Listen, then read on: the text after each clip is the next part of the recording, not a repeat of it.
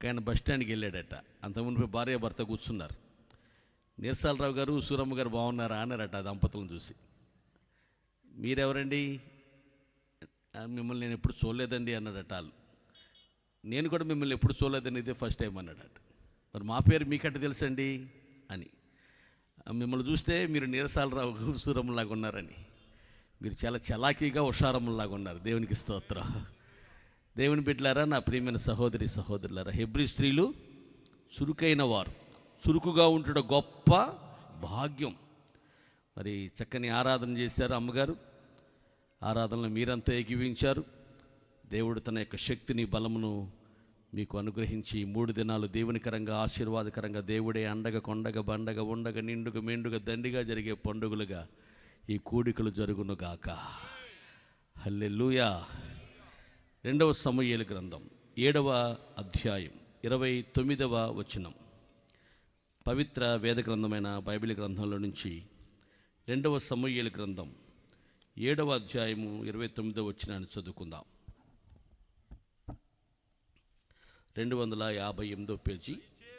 దయచేసి నీ దాసుడనైన నా కుటుంబము నిత్యము నీ సన్నిధిని ఉండునట్లుగా దానిని ఆశీర్వదించుము. యెహోవా నా ప్రభువా, నీవు సెలవిచ్చి ఉన్నావు. నీ ఆశీర్వాదము నుండి నా కుటుంబము నిత్యము ఆశీర్వదింపబడునుగాక. దేవుడి మాటలు ఈ రాత్రి వేళ మనందరి వినికిడిలో దీవించుదురుగాక. దావీదు చిన్న ప్రార్థన దేవుని సముఖంలో చేస్తూ ఉన్నాడు. నువ్వెంత సుదీర్ఘమైన ప్రార్థన చేశావు అని దేవుడు గణిత శాస్త్రంతో లెక్క వేయడు. ఎంత చక్కటి పదజాలను ఉపయోగించి ప్రార్థన చేశావని దేవుడు వ్యాకరణ శాస్త్రంతోనూ లెక్క వేయడు. ఎంత శ్రావ్యంగా ప్రార్థన చేశావని దేవుడు సంగీత శాస్త్రంతోనూ లెక్క వేయడు. కానీ ఎంత అర్థవంతంగా ప్రార్థించావన్నదే దేవునికి అవసరం. దేవునికి స్తోత్రం. చాలామంది ప్రార్థన చేస్తారు. ఒక యవనస్తుడు వచ్చేవాడు చర్చికి. కృప కావాలయ్యా, కృప లేకపోతే నేను బ్రతకలేనయ్యా, కృప చాలయ్యా అని ప్రార్థించి ప్రార్థించి ప్రార్థించి కొన్నాళ్ళకి చర్చి మానేశాడు. ఈ పాస్టర్ గారికి రైతు బజార్లో కనపడ్డాడు. పట్టుకుని ఏంటై చక్కగా వచ్చేవాడు ప్రార్థన చేసుకున్నాడు కదా, మానేసావంటే నేను దేవుని కృప కావాలని అడిగాను. ఆ అమ్మాయి వేరే అబ్బాయిని పెళ్లి చేసుకుని వెళ్ళిపోయింది. ఇంకెందుకు పాస్టర్ గారు ప్రార్థన చేసుకోవటం? దేవుడిని అడిగింది ఇవ్వలేదు కదా. మీరు అడుగుతున్నారు కానీ మీరు భోగముల నిమిత్తమే అడుగుతున్నారు. దేనికోసం అడిగాడు? భోగముల నిమిత్తమే అడుగుతున్నారు. కనుక మీరు అడిగినను ఏమీ పొందలేకుండా ఉన్నారు అన్నాడు యాకోబు భక్తుడు తన పత్రికలో. దొంగడు భార్య దగ్గరికి వచ్చాడు. అమ్మాయి, నేను లైన్కి వెళ్తున్నా, ప్రార్థన చేయమన్నాడు. ప్రభువా, ఏదైనా తోటలో ఆదాముకు గాఢనిద్ర కలగజేసిన దేవా, నా భర్త ఈ రాత్రి ఎవరింటికి వెళ్తే వెళ్తున్నాడు, ఆ ఇంటి వారందరికీ అలాంటి నిద్ర కలగచేయను ఆయన. అమ్మాయి మార్గంలో శిష్యులకు తోడుగా ఇంటి వరకు నడిపించిన దేవా, నా భర్త తిరిగి వస్తుండగా తోడుగా నా ఇంటి వరకు నడిపించు తండ్రి. మీరు అలాగున చేసినట్లయితే మలాకి 3:10 చెప్పినట్లుగా దశమ భాగాన్ని తీసుకొచ్చి నీ మందిరంలో సమర్పిస్తానయ్యా అని కొబ్బరి నూనెతో ముఖాన్ని మొత్తం సిలివేసి మరి ప్రార్థన చేసి పంపించింది దొంగ భార్య. వింటాడు చెప్పండి. మనం అడిగే ప్రార్థన దేవునికి అనుకూలమైనదై ఉండాలి. దేవునికి స్తోత్రం. దేవా, నాకు నీ సన్నిధి కావాలి, ఐ వాంట్ యువర్ ప్రెజెన్స్. దావీదు అడుగుతున్నాడు, నేను నా కుటుంబము నిత్యము నీ సన్నిధిలో ఉండాలి. ఎప్పుడన్నా ఈస్టర్కో క్రిస్మస్కో కాదు. అలా ఉండేవాళ్ళు చాలామంది ఉంటారు. నిత్యము నీ సన్నిధిలో ఉండాలి. నిత్యుడా నీ సన్నిధి నిండుగాన తోడు, నిత్యముంచి నన్ను నడిపించుమా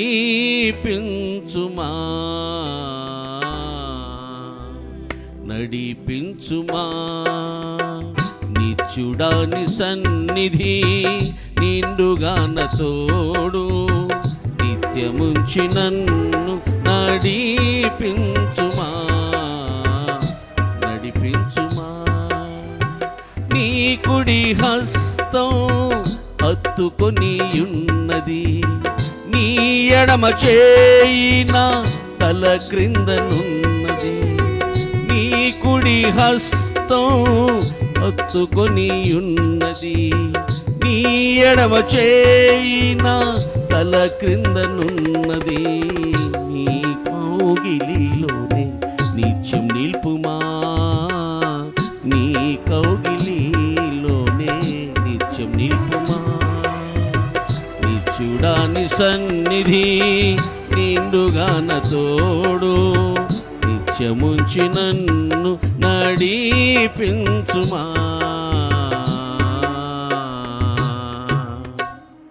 నడిపించుమా. ఎప్పుడెప్పుడు? నిత్యమో. నేనే కాదయ్యా, నా కుటుంబం అంతా నిత్యము నీ సన్నిధిలో ఉన్నట్లుగా అలాంటి ఆశీర్వాదం కోరుకుంటున్నాడు. కొడితే గిడితే ఏను కుంభస్థలం కొట్టాలన్నారు. అడిగితే గిడితే ఏమడగాలి? ఆయన సన్నిధిని అడగాలి. మా అంతా బాగున్నారా? బాగున్నా ఉన్న వాళ్ళంతా చెయ్యప్పండి. షర్మిల గారిలాగా ఊపారమ్మా. పాదయాత్రలో ఆవిడ ఊపినట్టు ఊపారమ్మ. ఒక్కొక్కళ్ళు కొంచెం చిరుమందహాసంతో విప్పారిన వదనాలతో దేవుని వాక్యాన్ని వినాలనే ఆశతో, ఆసక్తితో, తపనతో, తృష్ణతో, ఆకాంక్షతో, అపేక్షతో, అభిలాషతో కూర్చోండి. ఆమేన్. మీరేం ఆశ పెట్టుకోబాకండి. ఇప్పుడు దాకా వాళ్ళు గట్టిగా పాపం 2.5 గంటలు ప్లే చేశారు కాబట్టి కొంచెం వాళ్ళకి దాహార్తి తీరుస్తున్నారు. మా దాకా వస్తాయని ఆశ పెట్టుకుంటున్నట్టున్నారు మీరు. మీరేం ఆశ పెడబాకండి. మీకు తర్వాత మీకు ఇవ్వాల్సింది ఏదో ఇస్తారు. తీసుకోండి బ్రదర్, ఇక చాలు నన్ను ఆపేసాయి. అయ్యగారులు కూడా ఉందా లేదా? ఓన్లీ ఇన్స్ట్రుమెంట్స్ ప్లే చేసే వాళ్ళకే. ఓకే. ఇంత తాగేదాకా నా వైపు చూడరా? కొంచెం నా వైపు చూడండి అమ్మా. ఒక చోట ఎలాగైనా కొంచెం నా వైపు చూడండి అమ్మా అన్న. ఏంటో చూడబుద్ది అవట్లేదు అయ్యగారు అందొక ఆవిడ. చూడబుద్ది అవ్వకపోతే మాత్రం అలా అనేస్తారమ్మా. మరి 60 దాడుతున్నాయి కాబట్టి చూడబుద్ది అన్నమాట వాస్తవమే. కానీ నా వైపు చూడమంటే దాని అర్థం నా మాటల మీద మీరు దృష్టి పెట్టండి అని. దేవునికి స్తోత్రం. పెందలకాడ విడిచిపెట్టేస్తా. ప్రసంగం 1 గంట అయితేనే ముద్దు, 30 గంట అయితే హద్దు, గంట అయితే వద్దు, గంట కూడా దాటి ఇంకా ముందుకు వెళ్ళిపోతే గుద్దు అని రాసేశారు ఒక చోట. ఖచ్చితంగా మొదటి రాత్రి 1 గంట సేపు మనమంతా కలిసి దేవుని వాక్యాన్ని ధ్యానం చేద్దాం. హల్లెలూయా. ప్రియమైన దేవుని బిడ్డలారా, నా ప్రియ సహోదరి సహోదరులారా, దావీదు అంటున్నాడు, నీ సన్నిధిలో సంపూర్ణమైన సంతోషం ఉంది. కీర్తన 16:11 ఆయన అంటాడు, ఏముంది? సంపూర్ణమైన సంతోషం ఉంది. మనుషుడు ఏం చేసినా దేనికోసం చేస్తాడు చెప్పండి? ఉద్యోగం చేసినా, వ్యాపారం చేసినా, ఇల్లు కట్టినా, పెళ్లి చేసుకున్నా, చదువుకున్నా, లేకపోతే కారు కొనుక్కున్నా, మరొకటైనా మనిషి యొక్క ఉద్దేశం ఏంటి? హ్యాపీగా బ్రతకాలి, సంతోషంగా జీవితం మనుగడ కొనసాగించాలి అనేది. అయితే సంతోషంగా జీవించగలుగుతున్నాడా? చదువుకొని ఉద్యోగం సంపాదించుకుని అంటే ప్రశ్నార్థకమే. ఎక్కడుంది సంతోషం? సంతోషం ఎక్కడ ఉందని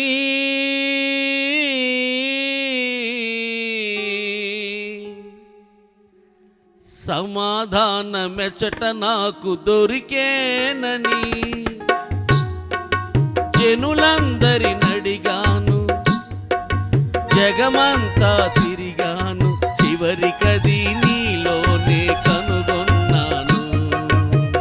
ఎంత మంచి దేవుడవయ్యా యేసయ్యా, చింతలన్నీ తీరేనయ్యా నిన్ను చేరినా, నా చింతలన్నీ తీరేనయ్యా నిన్ను చేరినా. ఎంత మంచి దేవుడవయ్యా యేసయ్యా, చింతలన్నీ తీరేనయ్యా నిన్ను చేరినా, నా చింతలన్నీ. ఒక ఇంటికి వెళ్ళాను నేను. 3 పిల్లలు, వాళ్ళకి 3 పిల్లలకి పొంగు చూపింది. పలకరిద్దామని వెళ్తే చాలా హ్యాపీగా ఉన్నారు వాళ్ళు. కొంచెం కూడా వేదన లేదు. ఏంటి మీరు ఎంత హ్యాపీగా ఉన్నారేంటి? 3 పిల్లలు పొంగు చూపి విపరీతంగా ఒళ్ళు కాలిపోతుంది కదా జ్వరంతో. ముఖంలో చాలా సంతోషం ఉంది. ఏంటంటే వాళ్ళు చెప్పారు సంతోషానికి కారణం, ఒకసారైనా పొంగు చూపితే జీవితకాలంలో ఇంకెప్పటికీ స్కిన్ క్యాన్సర్ రాదని వైద్యశాస్త్రం చెప్తుందట. అందుకని మా పిల్లలు 4 రోజులు జ్వరంతో బాధపడతారు, కానీ జీవితకాలం అంతా ఒక మరణకరమైన రోగముల నుంచి మా పిల్లలు తప్పించబడ్డారు కదా, మా సంతోషానికి కారణం అది అన్నారు. దేవునికి స్తోత్రం. హల్లెలూయా. మరొకరి ఇంట్లో దొంగతనం జరిగితే, దొంగలు పడితే మొత్తానికి నేను వాళ్ళ ఇంటికి వెళ్ళాను ప్రార్థన చేసి కొంచెం ధైర్యం చెప్పొద్దామని. వాళ్ళు అయ్యగారు వచ్చారు, పలవబట్టరా అమ్మాయి అంటున్నాడు. అదేంటంటే దొంగతనం జరిగిందంట కదా, డబ్బులు పోయినాయి అంట కదా. నేను విన్నది నిజమేనా పుకారా? నిజమే సార్. రండి కూర్చోండి. పెద్ద రాడు తీసుకొచ్చాడు దొంగోడు. వస్తా నాకు కానీ, నా భార్యకి కానీ, నా కూతురు కానీ, నా కొడుకు కానీ ఎవరికైనా మెలకు వస్తే మొత్తం మీద నెత్తిమే కొట్టేసాడే. ప్రాణం పోయేదే, కానీ దేవుడు గాఢ నిద్ర కలగజేశాడు. దొంగడు వెళ్ళిపోతూ ఆ పెరట్లో దాంతో పని లేదని ఆ రాడ్ అక్కడ పడేసి ఆయన వెళ్ళిపోయాడు. దేవుడు మా ప్రాణాలను కాపాడాడు. డబ్బు లేకపోయింది, మళ్ళీ దేవుడు మళ్ళీ ఇస్తాడు. అయినా మా రక్షణ పట్టుకెళ్ళలేదుగా, మా పరిశుద్ధ జీవితం పట్టుకెళ్ళలేదుగా, దేవుని పట్ల మాకున్న ఆసక్తిని, ప్రేమను తీసుకోలేదుగా. అల్పమైన డబ్బే కదా దేవుడు మమ్మల్ని కాపాడినందుకు సంతోషంగా, ఆనందంగా ప్రభువును స్తుతిస్తున్నారు వాళ్ళు. హల్లెలూయా. నా నామము నిమిత్తము జనులు మిమ్మల్ని నిందించి, దూషించి, చెడ్డ మాటలలో పలికినప్పుడు మీరేం చేయాలి? కృంగిపోండి, కృషించిపోండి. ఏను డబ్బా కోసం, ఉరితాడు కోసం ఎత్తుక్కోండి అన్నాడా? లేదు. సంతోషించి, ఆనందించి గంతులు వేయండి. హల్లెలూయా, హల్లెలూయా. 97 సంవత్సరంలో యేసు ప్రభువుని నమ్ముకున్నందుకు మా ఇంటి వారంతా నన్ను బయటికి పంపించేశారు, చిత్రం అనే ఊరు నుండి. నేనేమి బాధపడలా, నేనేమి వేదన చెందలా. మా నాన్నగారు పోలీస్ డిపార్ట్మెంట్లో పనిచేసి కొంచెం పొలాలు, స్థలాలు కొన్నారు. నీకు ఇవేమీ రావన్నారు, నువ్వు చచ్చావనుకుంటామన్నారు. 97 సంవత్సరం మే నెల 20వ తారీఖున కట్టుబట్టలతో బయటికి పోరని పంపించేశారు. దేవుని పిల్లలారా, నా నామము నిమిత్తం మీరు ఏదైతే పోగొట్టుకుంటారో, ఇహమందు నేను మీకు 100 రెట్లు ఇస్తాను, పరమందు నేను మీకు అనేక రెట్లు ఇస్తాను అన్నాడు. 2 అన్నదమ్ములు నన్ను బయటికి పొమ్మంటే ఇవాళ మాకు దేవుని పిల్లల కొన్ని వందల మంది విశ్వాస బృందాన్ని ఇచ్చాడు. 6 మందిరాలు, 6 సంఘాలు ప్రభు మాకు ఇచ్చాడు. ఆయన కొరకు మనం ఏం పోగొట్టుకున్నా ఇహమందు మళ్ళీ తిరిగి అనేక రెట్లు దేవుడు మనకి ఇస్తాను వాగ్దానం చేశాడు. మాట తప్పని దేవుడు. ఇప్పుడు నీకు 2 రోజులు టైం ఇస్తున్నాం, ఆలోచించి చెప్పు. యేసుని విడిచిపెడితే కనుక మా ఇంట్లో ఉండొచ్చు, మన ఇంట్లో లేకపోతే కనుక ఇంట్లోంచి బయటికి వెళ్ళిపోవాలి అబ్బాయి అన్నారు. దానికి 2 రోజులు టైం ఎందుకన్నాయా? నాకు 2 గంటలు కూడా టైం అక్కర్లేదు. నాకు మీరు ఉండమంటే ఉంటాను, వెళ్ళిపోమంటే వెళ్ళిపోతాను, అంతేకాని యేసుప్రభుని మాత్రం విడిచిపెట్టే ప్రసక్తి నా జీవితంలో జరగదని చెప్పేశాను. నీకు పిచ్చి పట్టిందిరా అన్నారు. నాకు పిచ్చి పట్టిన మాట వాస్తవమేనన్నయ్య, కానీ నాకు పట్టిన పిచ్చి అలా మంచి పిచ్చి అన్నయ్య. మీకు పట్టిందే కులపిచ్చి, మత పిచ్చి, పరువు పిచ్చి, ధన పిచ్చి, ఆ పిచ్చి పిచ్చి పిచ్చి అన్నయ్య. నాకు పట్టిన ఏసై పిచ్చి మంచి పిచ్చి, మీకు పట్టిన కులపిచ్చి చెడ్డ పిచ్చి. నాకు పట్టిన మంచి పిచ్చి మీకు పట్టాలని, మీకు పట్టిన పిచ్చి పిచ్చి మీలోంచి పోవాలని నేను మీకోసం పిచ్చి పిచ్చిగా ప్రార్థన చేస్తున్న పిచ్చి అన్నయ్య అన్నాను. నీకు పిచ్చి పట్టం కదరా, పిచ్చి ముదిరిందిరా అని బయటికి పంపించేశారు. తర్వాత వారే ఆర్థికంగా చితికిపోయి ఆ పొలాలు, స్థలాలు అన్నీ అమ్మేసుకుని ఊర్లోంచి వెళ్ళిపోతుంటే కొనుక్కునే కృప దేవుడు నాకే ఇచ్చాడు. దేవుని కృపను బట్టి ఇప్పుడు పెద్ద మందిరం కట్టాం, పెద్ద మీటింగ్లు పెడుతున్నాం, ఆ స్థలం పెద్ద బిల్డింగ్ కట్టుకున్నాను. త్రోసివేయబడిన, తృణీకరించబడిన, నిరాకరించబడిన, విసర్జించబడిన, నెట్టివేయబడినటువంటి రాత్రి దేవుడు ఎట్టకేలకు చెట్ట చివరకు తొదకు మూలరాయిగా మార్చుటకు ఆయన సమర్థుడైన దేవుడై ఉన్నాడు. హల్లెలూయా. నా విషయంలో కాదు, ఎవరి విషయంలోనే సరే దేవుని పిల్లలారా, ఆయన సన్నిధికి నీవు వచ్చినప్పుడు నువ్వు నష్టపోయిన దానికన్నా 100 రెట్లు అధికంగా ఇచ్చే దేవుడు మనకున్నాడు. ఆయన సంపూర్ణ సంతోషాన్ని నీకు సొంతం చేస్తానని వాగ్దానం చేస్తున్నాడు. ఆయన సన్నిధిలో మనకేం దొరుకుతుంది అంటే సంపూర్ణ సంతోషం దొరుకుతుంది. దెయ్యాలు వెళ్ళిపోయినాయని కాదు సంతోషించాల్సింది, అద్భుతాలు జరుగుతున్నాయని కాదు సంతోషించాల్సింది. మీ పేర్లు జీవగ్రంథంలో రాయబడ్డాయి కాబట్టి మీరు సంతోషించాలి. చప్పట్లు కొట్టిన అందరూ ఒకసారి. ఎందుకు ఈ సంతోషం? ఆయన సన్నిధికి వచ్చిన వారికి దేవుని పిల్లలారా, ఆయన ప్రశస్తమైన రక్తంలో కడగబడి ఆయన జీవగ్రంథంలో మన పేర్లు లిఖించబడి ఆయన బిడ్డలుగా, ఆయన సొత్తుగా, ఆయన స్వాస్యముగా, ఆయన స్వకీయ సంపాద్యముగా మనలను ఆయన ఎంచి, ఆయన బిడ్డలుగా ఆయన భావించి, ఆయన మన కొరకై స్థలమును సిద్ధపరిచి తీసుకుని వెళ్ళి సదాకాలం ఆయనతో ఉండబోయే భాగ్యవంతమైన జీవితాన్ని మనకు వాగ్దానం చేశాడు కనుక మన సంతోషానికి కారణం అది. మీరు ప్రయత్నిస్తున్న వినియోగదారులు ప్రస్తుతం ఏమీ స్పందించట్లేదు. స్తోత్రం చెప్పండి. హల్లెలూయా. దేవుని బిడ్డలారా, నా ప్రియమైన సహోదరులారా, దేవుని సన్నిధికి మనం వచ్చినప్పుడు మనం ఎంతో సంతోషంగా జీవితాన్ని మనుగడను కొనసాగించగలుగుతాం. ఎందుకు? నిరీక్షణ ఉంటుంది. మనకు వచ్చే శ్రమలు, కష్టాలు, ఇరుకులు, ఇబ్బందులు, ప్రతికూలమైన పరిస్థితులు, వ్యాధులు, బలహీనతలు, ఒడిదుడుకులు ఇవన్నీ కూడా అల్పకాల శ్రమలే. పొందబోయే మహిమ ముందు ఇవేవి కూడా ఎన్నదగినవి కావు. ఈ బ్యాంకులో ₹1,00,000 ఉందనుకోండి, మీకు 20,000 రూపాయలు అప్పు అయిందనుకోండి, కుంగిపోతారా? ఎండు తాగుతారా? బ్యాంకులో ఎంత ఉంది? దాంతో పోలిస్తే అప్పు ఏపాటిది?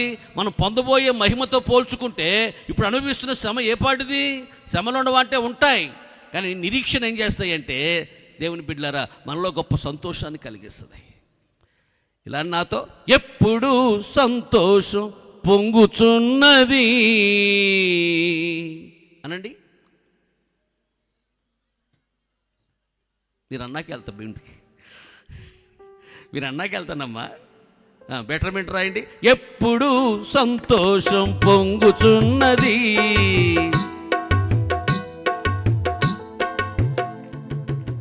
మీరు ఆగండి అన్న, మీరు ప్లే చేస్తుంటే అన్నారు. మీరు ఆగితే వాళ్ళు పాడతారో తెలుసు. ఎప్పుడు సంతోషం పొంగుచున్నది,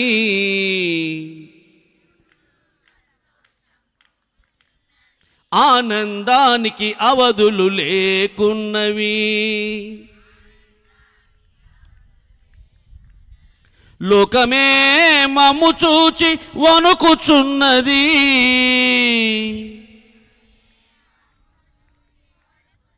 ధన్యులమో అందుకే ధన్యులం.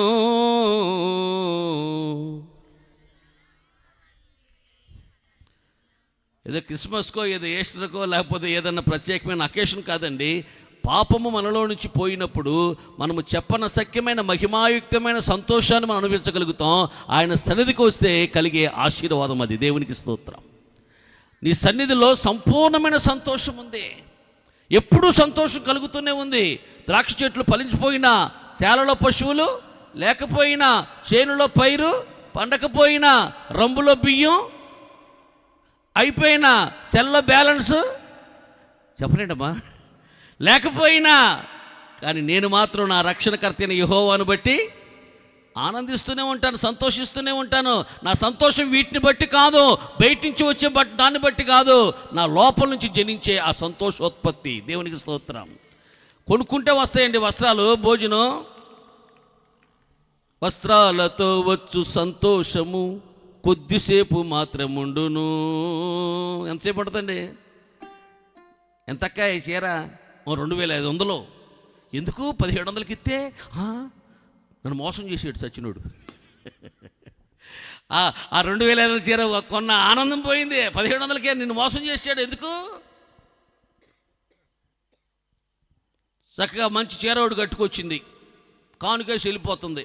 ఆ కానుక పెట్టుకొని మేకుంది, బయట కొంగు పట్టుకుంది. ఆవిడ వెళ్ళిపోతా ఉంటే పర్రమని చిరిగిపోయింది. ఎంతసేపు ఉంటుందండి వస్త్రాలతో వచ్చే ఆనందం? చూడు, పక్కన బిర్యానీ పెట్టాడు, ఎక్కువ ముక్కలు వేసాడు, నీకు 2 వేసాడు. తిండి వలన లేకపోతే వస్త్రాల వచ్చే ఆనందం శాశ్వతం ఉండదు, కానీ ప్రభు ఇచ్చే రక్షణ వల్ల వచ్చే ఆనందం సంపూర్ణమైన సంతోషం. అది దేవునికి స్తోత్రం కలుగునుగాక. నాట్యమాడేను నా అంతరంగము, ఇది రక్షణానంద భాగ్యమే. నాట్యమాడేను నా అంతరంగము, ఇది రక్షణానంద భాగ్యమే.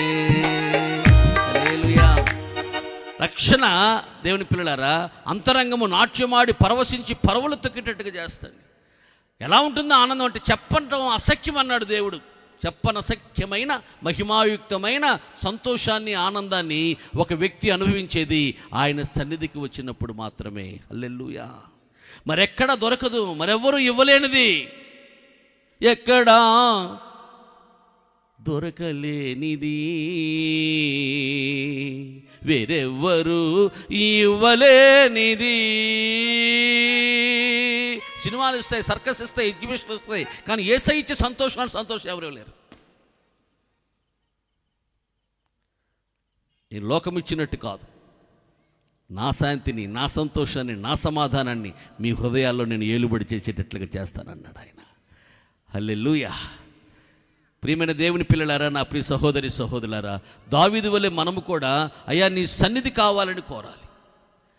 అనవసరమైనవి, వ్యర్థమైనవి, నిరుపయోగమైనవి, నిష్ప్రయోజనమైనవి, అశాశ్వతమైనవి, తాత్కాలికమైనవి, క్షణభంగరమైన వాటి కొరకు వెంపర్లాడుతూ, ఆరాటపడుతూ, అరుడు చాస్తూ, పరుగులు పెట్టి దేవుని విసిగించే వారంగా ఉండకూడదు. కానీ చిన్న ప్రార్థన చేశాడు, అయ్యా నీ సన్నిధిలో నిత్యము నేను నా కుటుంబం ఉండాలి. That's all. చాలయ్యా, ఇంకేం అక్కర్లేదయ్యా. దావీదు ప్రార్థన దేవునికి ఎంతో సంతోషాన్ని కలిగించింది. హల్లెలూయా. ఈ రాత్రి ఏం కోరుతున్నావు, ఏం అడుగుతున్నావు, ఏం ఆశిస్తున్నావు? What is your desire? నీ కోరికేంటి? నిత్యము నీ సన్నిధిలో నా కుటుంబం ఉండాలయ్యా, అంతకు మించి నేనేమీ కోరనయ్యా అంటున్నాడు దావీదు.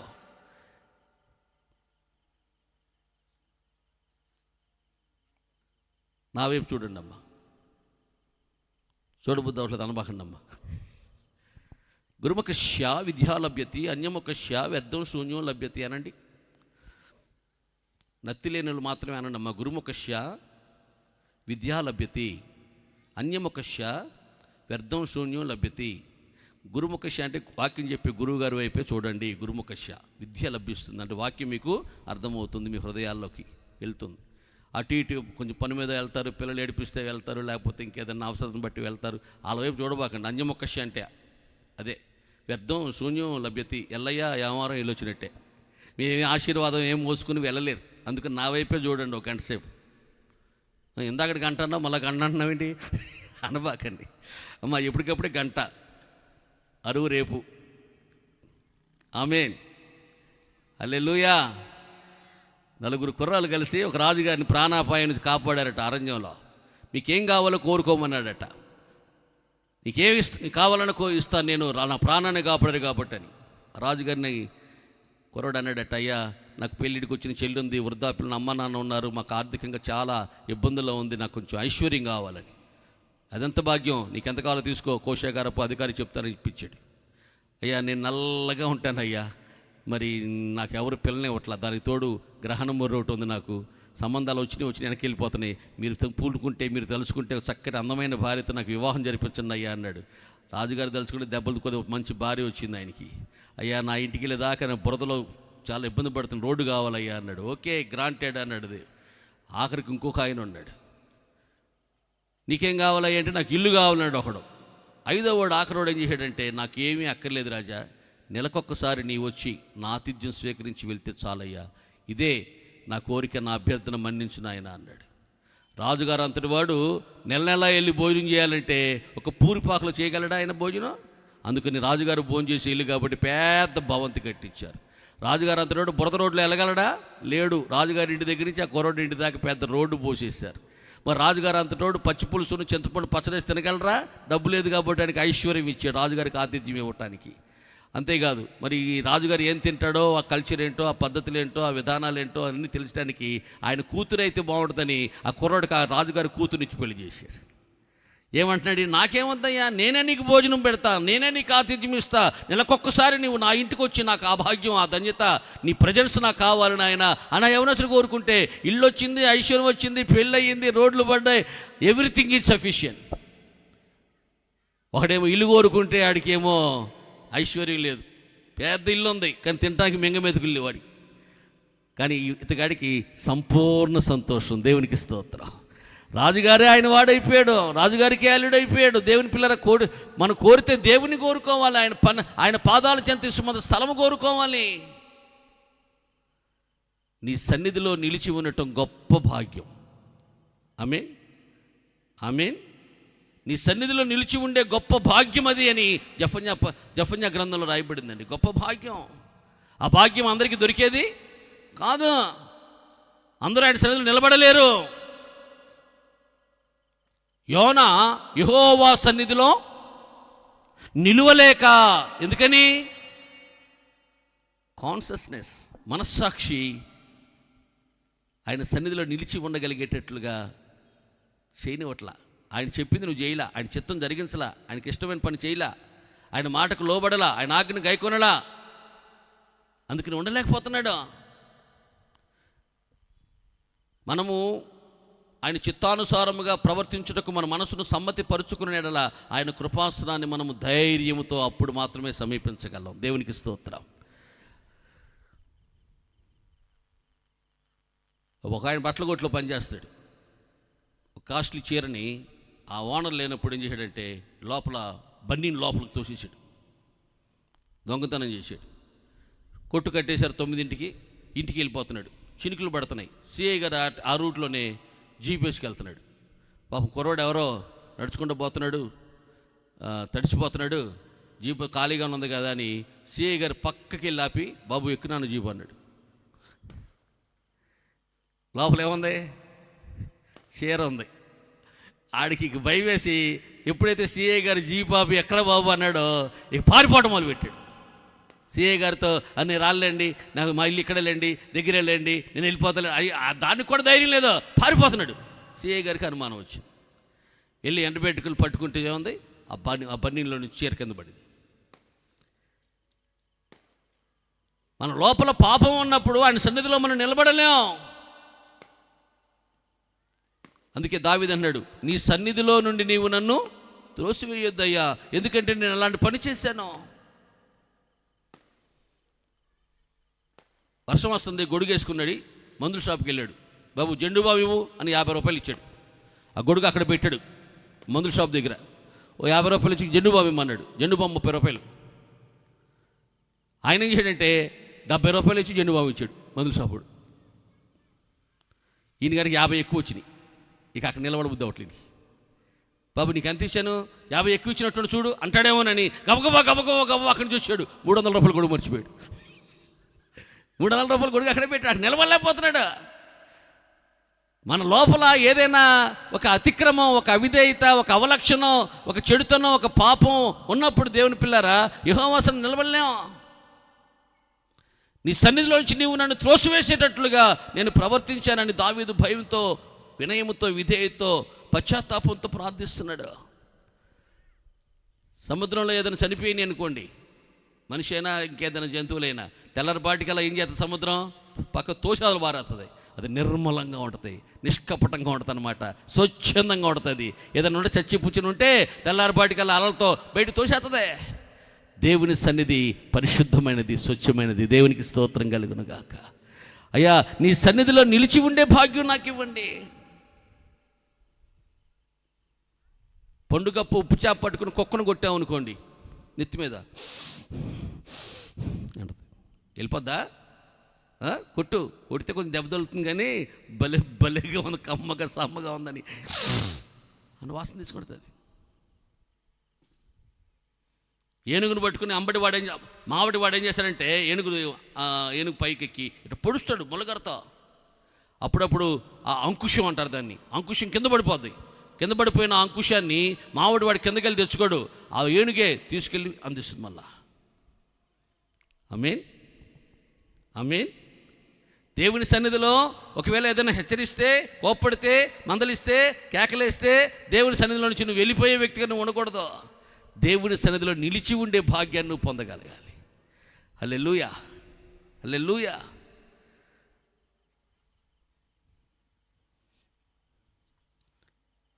ఆడు పంచికట్టు, ఆడు బులుగు చొక్క, ఆడు మోడ్రను, ఆడు వెరైటీ, ఆడు ప్యాషన్ చూస్తే నా మొహం ఆడుతుంటాం. ఇంకా ఆడు సెలబ్రిటీ లాగా ఉన్నాడు. అందరి దృష్టి ఆడమే పడిపోతే ఇక నా మాటలు ఎవరంటారు తల్లి? నా వైపు చూడండి అమ్మ, కొంచెం బ్రతుకుని ఆడుకుంటున్నానమ్మ. ఎక్కడున్నాం మనం? ఆయన సన్నిధిని ఎందుకు కోరుకున్నాడయ్యా అంటే, దేవుని పిల్లలారా, ఆయన సన్నిధిలో ఎవ్రీథింగ్ ఈజ్ సఫిషియంట్. చూడండి ఒక మాట, దినవృత్తాంతాల గ్రంథం 16వ అధ్యాయం. దినవృత్తాంతాల గ్రంథం 16వ అధ్యాయం, మొదటి దినవృత్తాంతాలు 27వ వచనం.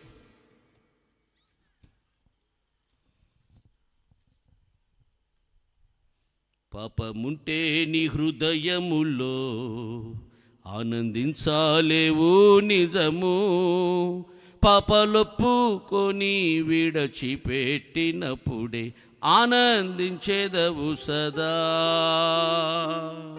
మొదటి దినవృత్తాంతాల గ్రంథం 16:27. ఘనతా ప్రభావములు ఆయన సన్నిధిని ఉన్నవి, బలమును సంతోషమును ఆయన యొద్ద ఉన్నవి.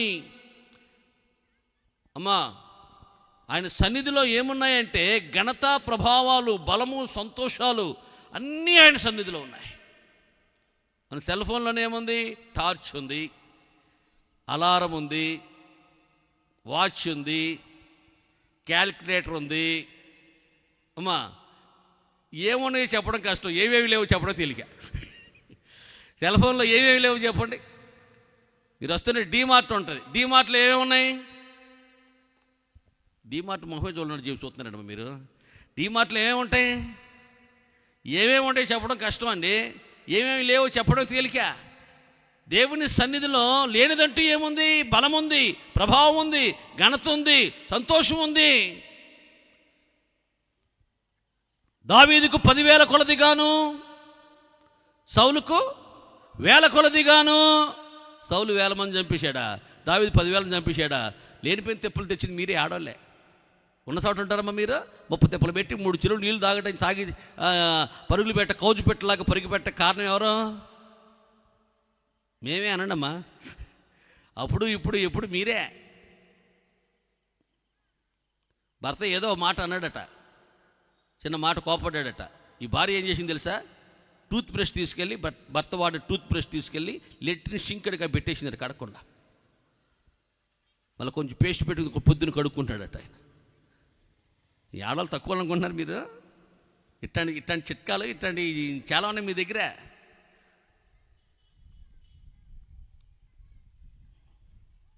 స్టాప్ అన్నాడు పోలీసు ఆయన సెంటర్లో నెహ్రూ చౌక్లో నిలబడి. వాల్వో బస్సు ఆగిపోయింది, టెంటైర్ లారీ ఆగిపోయింది, BMW కారు ఆగిపోయింది. కానీ పిల్ల సన్నగా ఉంది, జోటల్లే స్కూటీ వేసుకు వెళ్ళిపోతుంది. ఆగట్లా, పోలీసు ఆయన ఆగమన్నా అట్లా. పోలీసు ఆయన అన్నాడు, ఏమే ఇక్కడ కూడా నా మాట వినవా అన్నాడు. ఆయన భార్య ఆగదా ఇందా. వాళ్ళు తోసింది చెప్తారంతే. 10,000 మందికి దావీదు 10,000 మందిగా యుద్ధంలో హతం చేశాడట. సౌలు 1000 కొలదిగా హతం చేశాడట. ఒక గొర్రెల కాపరి రాజు కన్నా ఎక్కువ ఘనత, గౌరవం, కీర్తి, ఖ్యాతి, ఖండూతి ఆ దేశంలో సంపాదగల కారణం ఏమిటంటే రాజు లేడు దేవుని సన్నిధిలో. దావీదు బాల్యము నుండి దేవుని సన్నిధిలో దేవుని కృపలో వర్ధిల్లిన వ్యక్తి. హల్లెలూయా. దేవుని పిల్లారు, ఈరోజు ఘనత కొరకు, ప్రభావం కొరకు, పేరు కొరకు, కీర్తి కొరకు, ఖ్యాతి కొరకు పరుగులు పెడుతుంది సమాజం. ఒక ఆటో వెనకాల ఇలా రాశారు, మేము బతుకుండగా 2 ఇడ్లీ పెట్టండి అదే ముద్దు, మేము చచ్చిపోయిన తర్వాత మా పేరు చెప్పి ఊరంతా వేట మాంసం వద్దు అని రాశాడు. అర్థమైందా? పిల్లలు ఏది ఇట్లా బతుకుండగా 2 ఇడ్లీ పెట్టట్లా, చచ్చిపోయిన తర్వాత చేపలు, రొయ్యలు, వేట మాంసం, కోడి మాంసం, ఇంకా ఏ తెచ్చిపెట్టేస్తున్నారు. అబ్బా భలే చేశాడు వాళ్ళ అబ్బాయి, వాళ్ళ అమ్మ కార్యక్రమం, వాళ్ళ నాన్న కార్యక్రమం అని అందరూ బాగా పేరు సంపాదించుకోవాలట, ఘనత, గౌరవం కలగాలట. అంతేనా? వాళ్ళు వచ్చేసినప్పుడు బొచ్చో, డెప్పో, సట్టో, గిన్నో, గ్లాసో ఏదో ఇచ్చి పంపిస్తున్నారు. అంతేనా? అందులో ఒక లడ్డు కూడా వేసి పంపిస్తున్నారు. ఈ మధ్య లేనిపోయినవన్నీ పడుతున్నాయి. కలిమి విస్తరించిన కొలది ఇట్లాంటివన్నీ పుట్టుకొస్తాయి మా మనసులో ఆలోచనలు. డబ్బు ఎక్కువైపోయిన కొలది, అమ్మ పేదలకు పెడదాం, ఏదైనా కొంచెం అనాథ శరణాలకు ఇద్దాం, ఏదైనా చదివిద్దాం అని ఇలాంటి ఆలోచనలు రావు. పేరు సంపాదించుకుందాం, ఘన సంపాదించుకుందాం. ఇట్లాంటి వ్యక్తి ఎవడు గుర్తిస్తారు మనల్ని? దేవుని సన్నిధిలో నీవు ఉంటే ఘనత, గౌరవం. రాజు కూడా లేదు ఆ ఘనత, ఫరోకు లేదు. ఫరో ఎక్కడున్నాడంటే యాకోబు దగ్గర మోకాలు ఊని అక్కడ మోకరించి ఉన్నాడు. నెబుకద్నెజరు ఎక్కడున్నాడంటే దానియేలు పాదాల దగ్గర సాష్టాంగపడి ఉన్నాడు. హల్లెలూయా, హల్లెలూయా. ఐపీసీ సంఘంలా లేదు నా కంటికి. హల్లెలూయా.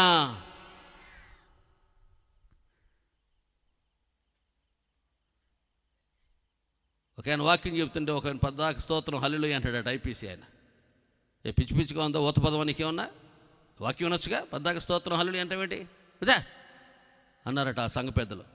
మళ్ళీ ఏదో నెబుకద్నెజరు ఇలా షడ్రక్ మెషకు ఇలా అనగానే హల్లెలూయా అంటాడట. ఈ సుఖం లేదని ఇద్దరు కళ్ళు తీసుకెళ్ళి దూరంగా ఆ పక్కన గూడు ఈ పక్కన గూడు పట్టుకొని సంఘ పెద్దలు తీసి దూరం కూర్చోబోయి, కూర్చో ఓకే తైక్మంటే లేచిపోతున్నావు. కూర్చున్న వాళ్ళు కూర్చొని బైక్ లేచి హల్లెలూయా అన్నాడట. ఇక్కడే మేలు చేశాడు రా, లాక్కొచ్చి ఈడ్చుకొచ్చి ఇక్కడ పడేస్తే ఇక్కడ మళ్ళీ హల్లెలూయా అన్నాడరా. అంటే ఏ మేలు చేయకపోవటం ఏంటి బాబు? యెరూషలేములో యేసు ప్రభు వారిని ఒక్క గాడిదకి ఆ రోజు మోసింది, నేను అక్కడ కూర్చున్నామని 2 గాడిదల చేత నా ప్రభు మోయించాడు. యేసయ్యను మోసింది ఒక గాడిదనయ్యా, నన్ను 2 గాడిదల చేత మోయించాడు. నేను దేవుని స్తుతించకుండా ఎలాగనో ఉండగలనయ్యా, హల్లెలూయా అన్నాడు. మళ్ళా అమ్మా స్తుతించడానికి కారణాలే అక్కర్లేదండి, మీరేం బిగపట్టుకునేం అక్కర్లేదండి. ఫ్రీగా ఉండండి, స్తుతించాలన్నప్పుడు స్తుతించండి, గణపరచండి, చప్పలు కొట్టండి, ఆమేన్ అన్నప్పుడు ఆమెను కొట్టండి అనండి. చురుకుగా ఉండండి, ఉత్సాహంగా ఉండండి, ఉల్లాసంగా ఉండండి. ఒక ఆమెను అనండి.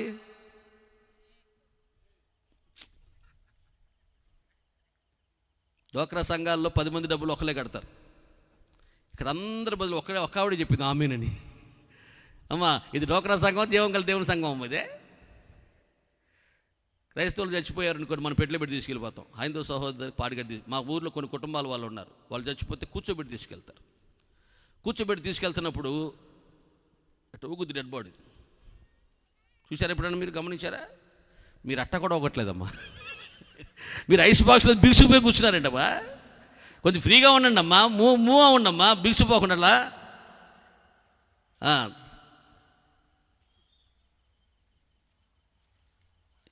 మళ్ళీ వస్తారమ్మా ఎత్తబడలాళ్ళు, ఎత్తబడిపోయారంటే అనుకోబాకండి, మళ్ళీ వస్తారు, కూర్చుంటారు. నా వైపు చూడండి అమ్మా. నేను రోజున ఏసన్న గారి దగ్గర 4 రోజుల పాటు వాక్యం నేర్చుకుందామని సెమినార్కి వెళ్ళాను గోరంట్ల. కలెక్టర్ గారు వచ్చాడు, ఐఏఎస్. వాళ్ళ అబ్బాయి ఐపీఎస్ పోలీసు ఆఫీసర్, వాళ్ళ పాప ఐఐటి, వాళ్ళ మిస్సెస్ డాక్టర్ అమ్మ ఎండి. నలుగురు వచ్చి 6వ తరగతి చదువుకున్నటువంటి ఏసన్న గారి ముందు మోకరించారు. అన్న, నన్ను ప్రకాశం జిల్లాకి ట్రాన్స్ఫర్ చేశారు గుంటూరు జిల్లా నుండి, మీ బ్లెస్సింగ్స్ కోసం వచ్చి మమ్మల్ని ప్రార్థన చేసి పంపించండి అని పెద్ద మోకాళ్ళు వేశారు అందరూ. ఒక ఆయన ఐఏఎస్, ఐపీఎస్, ఐఐటి, ఎండి. ఎవరి ముందు? 6వ తరగతి చదువుకున్నటువంటి దేవుని సేవకుల ముందండి. అంటే చదువే అక్కలేదనమాట, సంపదే అక్కలేదనమాట.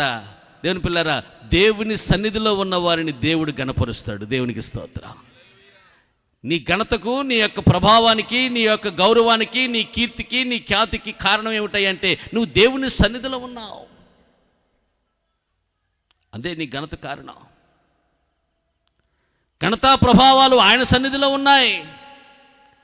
ఆ దేశపు రాజు సౌలు కూడా అంత ఘనత లేదు, ఏదో అనపోతే బాగోదు కదా అని సౌలుకి 1000 కొలదిగాను అంటున్నారు అంతే. కానీ 1000 కొలదిగా కూడా లేదు. ఆ మాట కూడా అంటా కదా, యోగ్యుడు కాదు. వాళ్ళ హృదయంలో అలాంటి స్థానం లేదు. వాళ్ళ గురి అంతా ఎవరి మీద ఉంది? దావీదు మీదే ఉంది. దావీదుకు 10,000 కొలదిగాను. ఆ గొలియాతును చంపుతున్నప్పుడు అతను హీరోలాగా అందరూ ఆరాధన భావంతో చూస్తున్నారు ఆయన వైపు. ఇంత గౌరవానికి, ఇంత ఘనత కారణం ఏమిటయ్యా అంటే దావీదు దేవుని సన్నిధిలో ఉన్నాడు. హల్లెలూయా. భక్సింగ్ అన్న గారు చనిపోయారు 2000 సంవత్సరంలో. అది మండు టెండవేళ రోహిణి కార్తీ. భూస్థాపన కొరకు ఊరేగింపుగా పార్థివ దేహాన్ని తీసుకెళ్తున్నారు హైదరాబాద్ పురవీధులలో. చల్లటి గాలులు, రోహిణి కార్తీలో కూడా మేఘాలు ఆవరించాయి. ఒక పావురము ఆకాశంలో ఆ పార్థివ దేహం మీద అలా అలా అలా అలా అల్లాడుతూ ఉంది. ఫోటో తీశారు, ఈనాడు పేపర్లో వేశారు. దేశం నివ్వెరపోయి, నిర్ఘాంతపోయి, నిశ్చేష్లో విభ్రాంతి చెందిన ఎంత గొప్ప దైవజనుడు మన పట్టణంలో ఇప్పటి వరకు ఉన్నాడా? దేవుని బిడ్డలారా, దేవుడు తన బిడ్డలను ఏం చేస్తారో తెలుసా?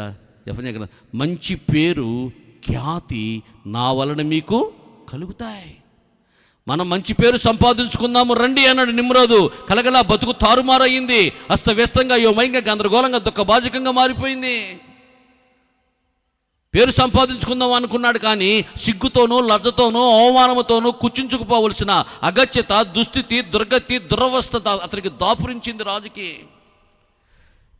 నెబుకద్నెజరు గడ్డి మేయాల్సిన పరిస్థితి ఏర్పడింది. కారణం ఏమిటంటే దేవుడు కనపరచాలి, దేవుణ్ణి సన్నిధిలో నీవు ఉండాలి. తగిన సమయం వచ్చినప్పుడు ఆయన బలిష్టమైన హస్తము కింద నీ ఒదిగి ఉంటే తగిన సమయం వచ్చినప్పుడు ఆయన నిన్నేం చేస్తాడు? హెచ్చిస్తాడు, కనపరుస్తాడు.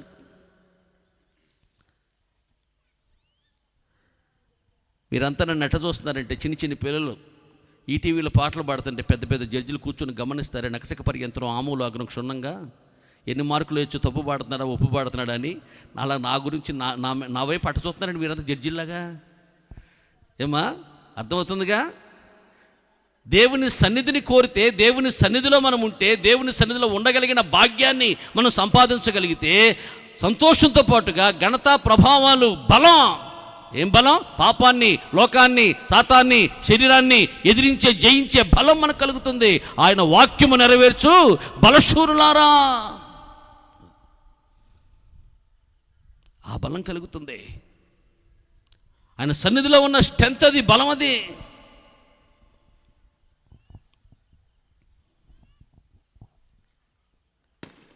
రైతులందరూ చక్కగా చెట్టు కింద కూర్చున్నప్పుడు కష్ట సుఖం చెప్పుకునేవాళ్ళు పల్లెటూరులో.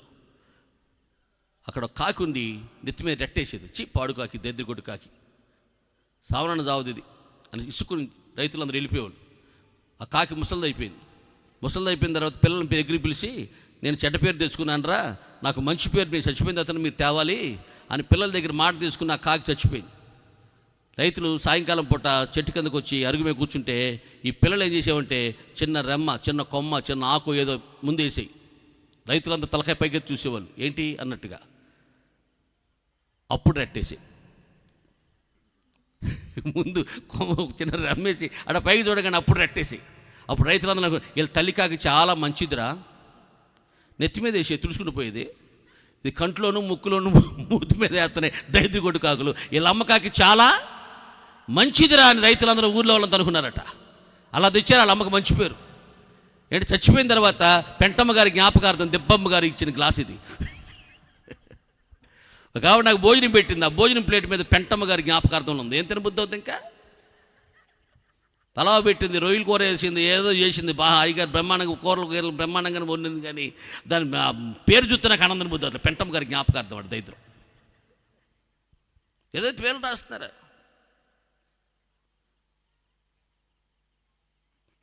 అక్కర్లా, నువ్వు దేవుని సన్నిధిలో ఉన్న వ్యక్తివైతే దేవుడు నిన్ను ఘనపరుస్తాడు. దేవునికి స్తోత్రం. దేవుడు నిన్ను హెచ్చిస్తాడు. ఘనత ప్రభావం ఆయన దగ్గర ఉన్నాయి, బలము సంతోషం ఆయన దగ్గర ఉన్నాయి, ఆయన సన్నిధికి ఉన్నాయి.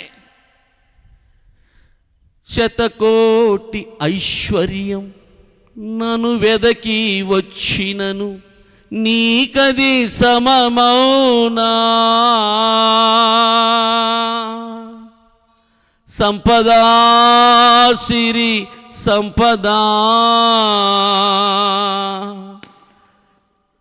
యేసయ్యా నిన్ను గూర్చిన తలపులే నాకు, నీ సన్నిధే పెన్నిది దేవా అనండి.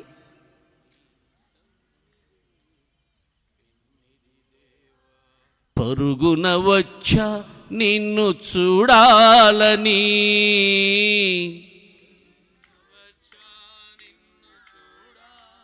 స్వరమినాలని నీ స్వరమినాలని నీ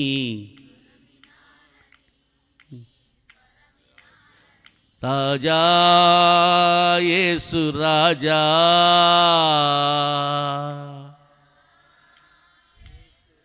శతకోటి ఐశ్వర్యం ఒక పక్క పోసినా అది నీకు సాటి అవుతుందా? నీ సన్నిధికి సాటి అవుతుందా? లోక బంగారము ధనధాన్యాదులు ఒక పోగేసిన నీకు సరితూగునా? లోకంలో ఉన్న బంగారం అంతా తెచ్చో పోగేసిన ఆయన కాలి గోటికి కూడా సరితూగలేదు. హల్లెలూయా.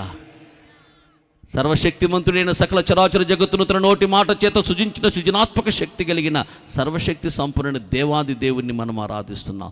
24 పెద్దలతో 4 జీవులతో 2000 దూతగణములతో కెరూబు శరాబులపై ఆసీనుడయ్యుండి నిరంతరము పరిశుద్ధుడు పరిశుద్ధులను గాన ప్రతిగానముల చేత కీర్తింపబడుతున్న పొగడబడుతున్న సర్వోన్నతుడైన దేవుణ్ణి ఈ రాత్రి మనం ఆరాధిస్తున్నాం. శతకోటి ఐశ్వర్యం ఆయనకు ఎందుకు సరితోగదు. దేవునికి స్తోత్రం కలుగును గాక.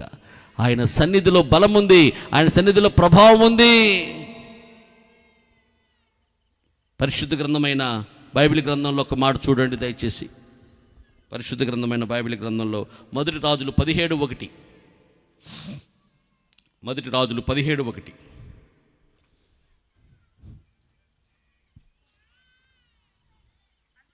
అంతటా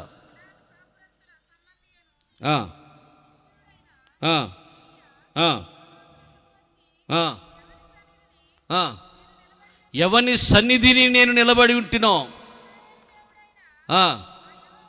ఆ దేశాన్ని పరిపాలన చేస్తున్న దుర్మార్గుడైన నరహంతకుడైన ఒక రాజు దగ్గరికి వచ్చి దైవజనుడు అంటున్నాడు, ఎవని సన్నిధిలో నేను నిలబడి ఉన్నానో ఆ జీవము కలిగిన యెహోవా తోడు. ఎక్కడిది ధైర్యం? Boost is the secret of my energy అన్నాడు సచిన్ టెండూల్కర్.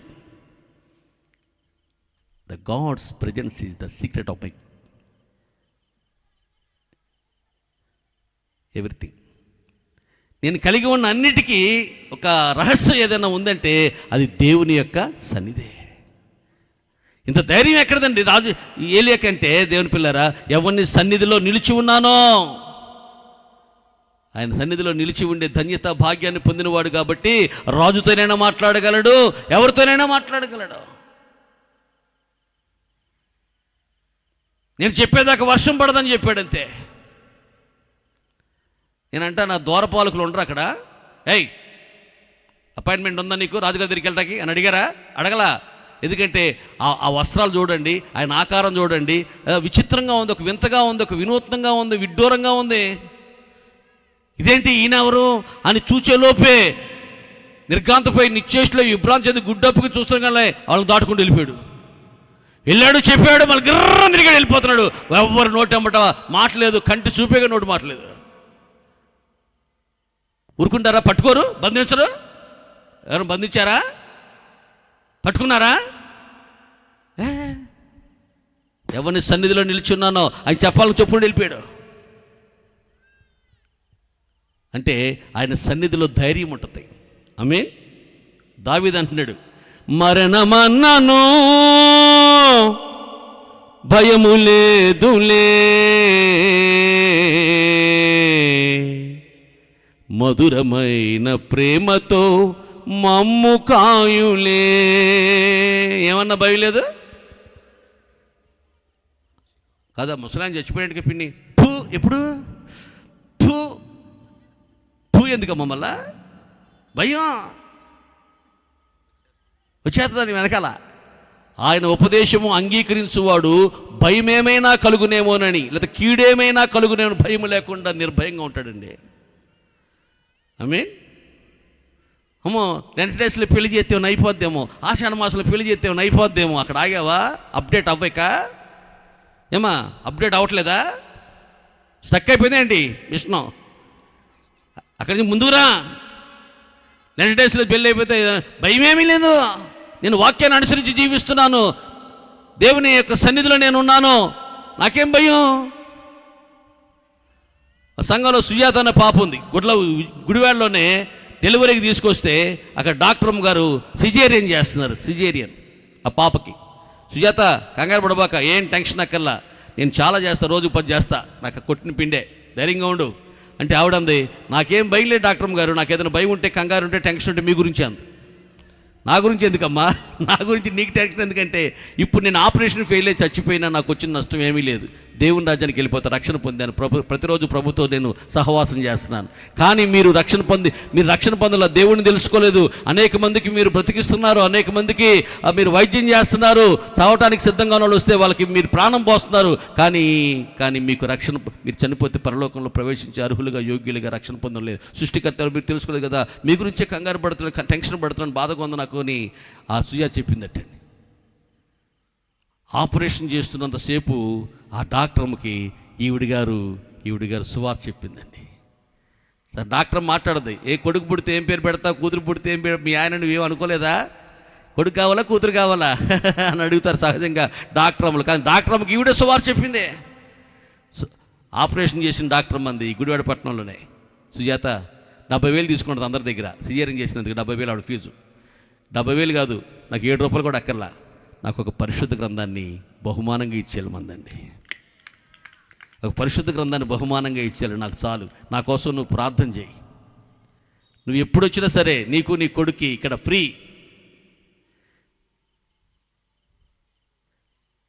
ఆపరేషన్ జరుగుతుంది, ఏమైపోతానో, మళ్ళా కూతురే పుడితే మా అతని ఇంట్లో రానెత్తుదో రానివ్వదో, ఇట్లాంటి ఆలోచనలు, ఇట్లాంటి భయాలు జాందేవు.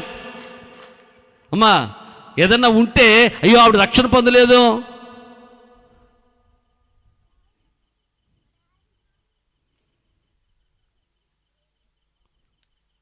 ఒకరికి ఆపరేషన్ చేస్తున్నారు, ఆపరేషన్ బలం పడుకోబెట్టారు. డాక్టర్ ఈ ఆపరేషన్ సక్సెస్ అవుతుంటారా డాక్టర్ అడిగాడు పేషెంట్ డాక్టర్ని. నాకు వచ్చిన డౌట్ నీకు వచ్చి నేను బెదరా అన్నాడు ఆయన. నాకు ఇలాంటి డౌట్ వచ్చి నీకు కూడా ఇలాంటి డౌట్ వచ్చి నేను బెదరా అన్నాడు. ఇక ఆయన భయం బాగా పెరిగిపోయింది. ఈలోపు నర్సు దండ తీసుకుని ఆపరేషన్ థియేటర్లోకి ఎంటర్ అయింది. సిస్టర్ దండ ఎందుకు సిస్టర్? మా డాక్టర్ గారికి ఫస్ట్ ఆపరేషన్ బెదర్ ఇది, సక్సెస్ అయితే ఆయన మెల్ల వేద్దామని, ఫెయిల్ అయితే నీకు ఎట్టో కావాలని తెచ్చాను బెదరాన్ని. చచ్చిపోయాడు. ఆపరేషన్ చేయాల, మత్తు ఇంజక్షన్ చేయాల, గురిని సిద్ధపరుస్తారు అంతే. చచ్చిపోయాడు. ఎలా? భయంతో. కరోనాలో చాలామంది భయంతో చచ్చిపోయారు, వ్యాధితో కాదు, అది ప్రాణాలు తీసేంత వ్యాధేం కాదు, అది అంత వ్యాధేం కాదు, ప్రాణాలు తీసుకుపోయేంత వ్యాధి లక్షణాలు దానిలో ఏం లేవు, భయంతో చచ్చిపోయారు కరోనాలో.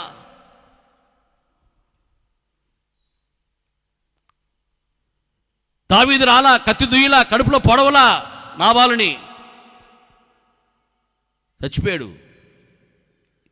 దావీదు వచ్చాడా, కత్తి తీశాడా, పొడిచాడా? లేదు, చచ్చిపోయాడు. ఎలా చచ్చిపోయాడు చెప్పండి? భయం చేత అని బైబిల్లో రాయబడింది. భయమే. భార్య చెప్పింది, ఇదిగో ఇలా జరిగింది, నేను వెళ్ళాను, ఎదురెళ్ళాను, ఆయన కన్విన్స్ చేశాను, ఆయన నెమ్మదించాడు, లేకపోతే ఈ పాటికి అంత అయిపోయేది, ఇవాళ చస్తే రేపు 2. ఆ మాటలు విన్న తోడనే భయపడిపోయాడు, వణికిపోయాడు, గడగడలాడిపోయాడు, కోమాలోకి వెళ్ళిపోయాడు. 10 దినాలు మాత్రం మంచం మీద ఉన్నాడు, చచ్చిపోయాడు. క్వారంటైన్ 8 దినాలు. క్వారంటైన్ 8 దినాలు అమ్మా? 14గా?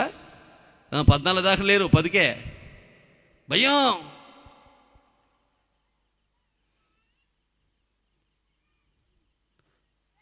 మరణమైనా భయం లేదు. మనం దేనికి భయపడాల్సిన అవసరత లేదు. దేవుని సన్నిధిలో అనుదినము నీవు ఉండాలి. దేవునికి స్తోత్రం. అప్పుడప్పుడు కాదు, దేవుని సన్నిధిలో నీవు నిత్యము ఉండే ఆ అనుభవాన్ని సంపాదించుకోగలిగితే దేవుని పిల్లరా, నీకు ఎవరైనా ఏమైనా భయం లేదు. ఆర్థిక సమస్యలు వస్తాయేమో, భయం లేదు. అమ్మో యుద్ధం వలన ఏమైపోద్దో, గ్యాస్ పరిస్థితి ఏంటో, భయం లేదు. భయం లేదు, భయం లేదు, భయం లేదు, భయం లేదు, భయం లేదు. సాతాను అంటే భయం లేదు. అంటే మీరు అంత భయపడుతున్నట్టున్నారమ్మా. అయ్యా నీకు భయం లేదో కానీ మాకు చాలా భయంగా ఉందయ్యా అని. భయం అనేది ఏదైనా తోటలో పుట్టింది. అమ్మా నువ్వెందుకు భయపడుతున్నావు? నీ స్వరము విన్నప్పుడు నేనేమయ్యాను? భయపడ్డాను, అందుకు దాక్కున్నాను.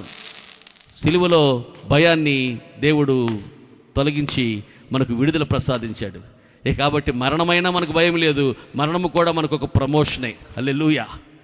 కాబట్టి దేవుని పిల్లరా, మన యొక్క తల వెంట్రుకల్లో ఒకటేనను నేలను రాలాలి అంటే అది దేవుని యొక్క పర్మిషను తీసుకోవాలి. ఆయన చిత్తం లేకుండా మన జీవితంలో ఏది జరగదు. రక్షణ అనే శ్వాసం పొందిన మనకు దేవదూతలను దేవుడు పరిచారకులుగా నియమించాడు. మన అడుగుల లెక్క ఆయన లెక్కించి పెట్టాడు. మన కన్నీటిని దేవుని పిల్లరా ఆయన బుడ్డిలో దాచిపెట్టాడు. నీ తల వెంట్రుకలు ఎన్నో ఆయన కౌంట్ చేసి పెట్టాడు.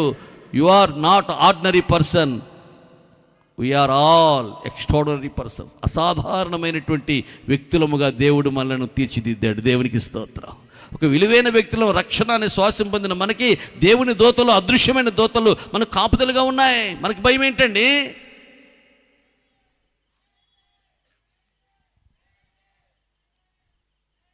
ఒక ఇంటి గృహదర్శనకి వెళ్ళా, ఒక యవనస్తురాలు అంట రూమ్లో. అదేంటమ్మా, రక్షణ కూర్చున్న సంగీత సునాదాలు రావాలి కదా నీతిమంతుని గృహంలో నుంచి. కేకలేంటి, అరుపులు ఏంటంటే కరాటే నేర్చుకుంటుంది అయ్యారు. ఏదైనా ప్రైవేట్ క్లాస్కి వెళ్ళినప్పుడు ఏదైనా ఆ కుర్రోళ్ళు ఆకతాయి పిల్లలు ఏదైనా చేస్తేనట్ట అని గుద్దేస్తారు. నేను అన్నాను, యెహోవా యందు భయభక్తులు కలిగిన వారు చుట్టూ ఆయన దూతలను దేవుడు కావలి ఉంచుతాడు. దేవునికి స్తోత్రం. భయభక్తులు నేర్పించండి అమ్మా. అది దేవుడు తన దూతలను కావాలి. ఒక్క దూత వచ్చి 185,000 మందిని మట్టి కనిపించేశాడు. నీ బిడ్డ చుట్టూ దేవుడు దూతలు ఉంచుతాను వాగ్దానం చేశాడు. మాట తప్పని వాడు ఆయన. మాట తప్పుడుకు నరుడు కాదు ఆయన. అబద్ధమాడు పెదవులానికి అసహ్యం. ఆయన మాటిస్తున్నాడు, నమ్మదగిన దేవుడు. ఏమైపోతుందో భయం.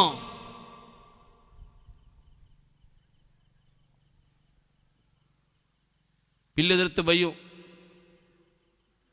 హచ్ అమ్మో తుమ్మంటే భయం. కాసేపు కూర్చో, వెళ్తాం తర్వాత వెళ్ళిపోక.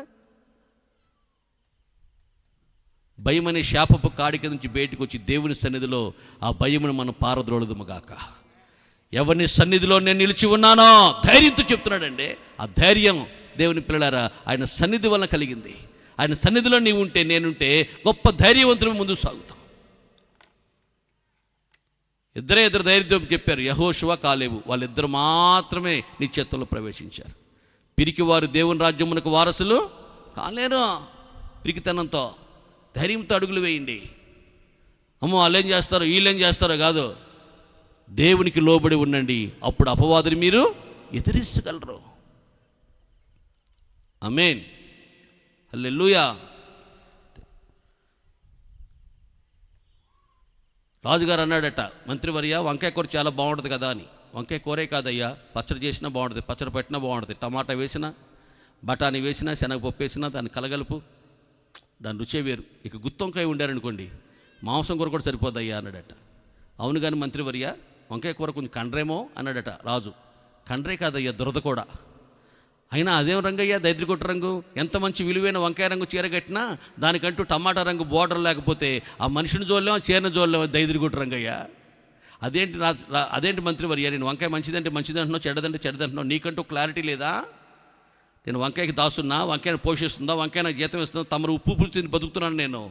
తమరు మంచిదంటే మంచిదే, తమరు చెడ్డదంటే చెడ్డదే.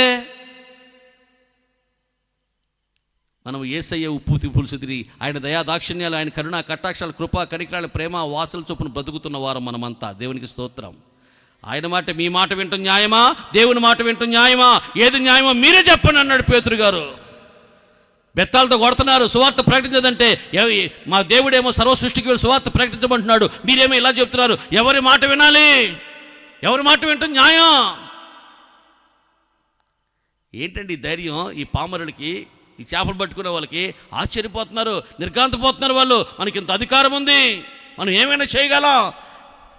ఏం చూసుకుని, ఎవరిని చూసుకుని ఇంత ధైర్యం వీళ్ళకి ఉందా అన్నాడు. రాజా, మేము ప్రతి ఒక్క నమస్కారం చేయమన్నాడు. చేయకపోతే 700 అగ్నికి విన్నాం, ఇంకా అదనంగా ఇవ్వమన్నాడు. ఇప్పుడు రాజు లేదు, గీజు లేదు. రాజా గోడ మీద బూజ. నెబుకద్నెజరా, బొడ్డు కోసి పేరు పెట్టాడు. నెబుకద్నెజరా, మేము సేవిస్తున్న మా దేవుడు మమ్మల్ని రక్షించుటకు సమర్థుడు. ఒకవేళ ఆయన రక్షింపకపోయినా సరే ఆ మంటల్లో పడి చచ్చిపోతావు తప్ప నువ్వు నిలబెట్టించిన మేము నమస్కారము చెయ్యం. వీళ్ళేమో బాలురు, ఆయనేమో చక్రవర్తి నెబుకద్నెజరు. ఆ రాజులే గడగడలాడిపోతారండి ఆయన ముందు రావాలంటే. అలాంటిది బాలురికి ఎంత ధైర్యం ఎక్కడి నుంచి వచ్చింది? అర్ధరాత్రి 12:30కి ఫోన్ వస్తే బాత్రూమ్ పరిగెడతారు, ఫోన్ తీరు. అమ్మో, ఈ టైంలో వచ్చిందేంటి? బాత్రూమ్కి వెళ్ళి పరిగెత్తుకొచ్చి చూస్తే అది మిస్డ్ కాల్, అది రాంగ్ కాలు. ఏమండి పలానా కాదండి, రాంగ్ నెంబర్. దానికి కూడా భయపడిపోయావు నువ్వు. అన్నిటికీ భయమే.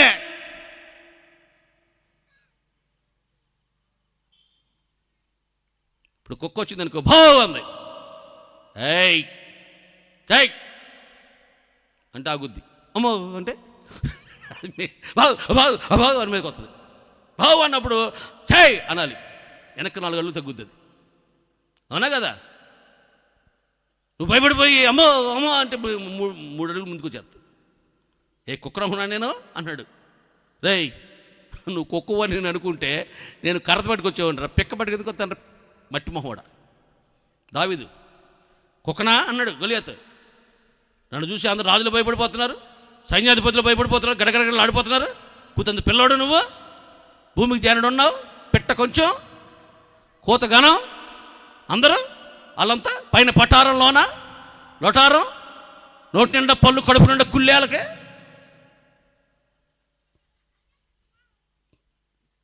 మెరుపులు లోపలన్నీ కురుపులు. కానీ ఈయనట్ట కాదు, పిట్ట కొంచెం కోతగానం పట్టుకుని పిక్క పట్టుకుని వెళ్తున్నాడు. ఏయ్, కుక్కవైతే కర్ర తెచ్చావని రా, నువ్వు కుక్క కాదు, పిక్క తెస్తానంటే నా దృష్టిలో నువ్వు పిట్టవు. పిక్కతో దేని కొడతారా? కోడి పిల్లని కుక్కని పిక్కతో కొడతారా? చెయ్యి అంటారా? పిక్కట్టుకొని కుక్కని చెయ్యి అని కొట్టాడు. ఆవిడ ఉన్నాడా? అది కుక్క వచ్చినప్పుడు పెద్ద కర్ర తీసుకుని వెళ్తావు. చెయ్యి అని. దావి చేతిలో కర్ర ఉందా? పిల్లోడు నువ్వు నా మీదకి ఏంటి కర్ర తీసుకుని కుక్క మీద వచ్చినట్టు వస్తున్నావేంటి నువ్వు ఆ పిక్క తీసుకునే? ఏంటండి ధైర్యం? సమస్యను రేణువులాగా చూడు, సహాయకుడను మేరువులాగా చూడు. ఆమేన్. సమస్య రేణువు, ఇసుక రేణువు అంతా నీ సమస్య. సహాయకుడు మేరువు. మేరువు అంటే విజయవాడలో ఉండే కొండలు కాదు, ఇంకా పెద్ద పెద్ద పర్వతాలు మేరువులు అంటారు. సహాయకుడు మన దేవుడు ఒక మేరువు. నీకు నాకు వచ్చిన సమస్య ఒక రేణువు. ఆ సమస్య చూసి భయపడిపోతున్నావు.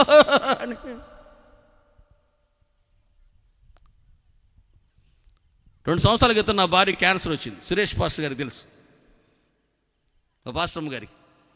దేవుని పాదాలు పట్టుకుని ప్రార్థన చేశాం. దేవుడు ఒక దర్శనం చూపించాడు. ఆ గడ్డని ఒక సైబాల్ డబ్బాలాగా ఉంది, అందులో నుంచి ఆయింట్మెంట్ తీసి ఇలా గడ్డ మీద రాసినట్టుగా ఆ గడ్డ కరిగిపోయినట్టుగా. మళ్ళీ 15 రోజులకి మణిపాల్ హాస్పిటల్ తీసుకెళ్ళి స్కానింగ్ తీస్తే డాక్టర్ ఆశ్చర్యపోయి కరిగిపోయిందని అన్నాడు. అసలు ₹1 ట్యాబ్లెట్ వేసుకోలే, ఉరిని పెట్ స్కాను, కొంచెం అది టెస్టులు ఆ టెస్టులు ఈ టెస్టులు చేసాం తప్ప ట్రీట్మెంట్ ప్రారంభించడం కరిగిపోయిందే. పెద్ద సమస్య వచ్చింది, క్యాన్సర్ అని పెద్ద సమస్య కమ్మా. కానీ దానికి పరిష్కారం దేవుని పాదాలే. ఆయన సన్నిధికి వెళ్ళాం, కన్నీటి కార్చి, అయ్యా మీ కొరకు మా యవ్వన కాలాన్ని ఖర్చు పెట్టుకున్నాం, వ్యాపారాలు విడిచిపెట్టుకున్నాం, మాకున్నటువంటి సమస్తాన్ని బంధువులు విడిచిపెట్టుకున్నాం, నీ సేవ చేసాం, నీ పని చేసాం, మందిరాలు కట్టాం, పరిచయం చేసాం, బాప్తిస్మాలు ఇచ్చి అనేక మంది పాదాలు కనిపించాను. ఆయన అయ్యా దయచేసి నీ సేవకురాలకి ఆయుష్కాలం పొడికి హిజ్కియా ప్రార్థన చేశాను, నీ కొరకు నేను ఏమేమి చేసితున్నో నీ కృపలో నన్ను జ్ఞాపకము చేసి ఆయుష్కాలం పొడిగించాడంతే. నాకు తెలిసి ఏ కంపెనీ వాడు కూడా తాళపు చెవులు లేకుండా కప్పలు ఒకటి కనిపెట్టే కంపెనీ ఇంత మటుకు లేదు. తాళం చెవులు ఉండవండి, కప్పే ఉండదండి. తాళం చెవి మీరు అక్కడ కొనుక్కోవాలని ఉన్నాడా? తాళం కప్ప తయారు చేసినోడే దానికి చెవి కూడా 2, 3 కూడా చెవులు కూడా ఉంటాయి తప్ప చెవి లేకుండా మాత్రం ఉండదు. ఆ కప్ప సమస్య అయితే ఆ చెవి పరిష్కారం. యేసయ్య దేవునికి స్తోత్రం కలుగును గాక.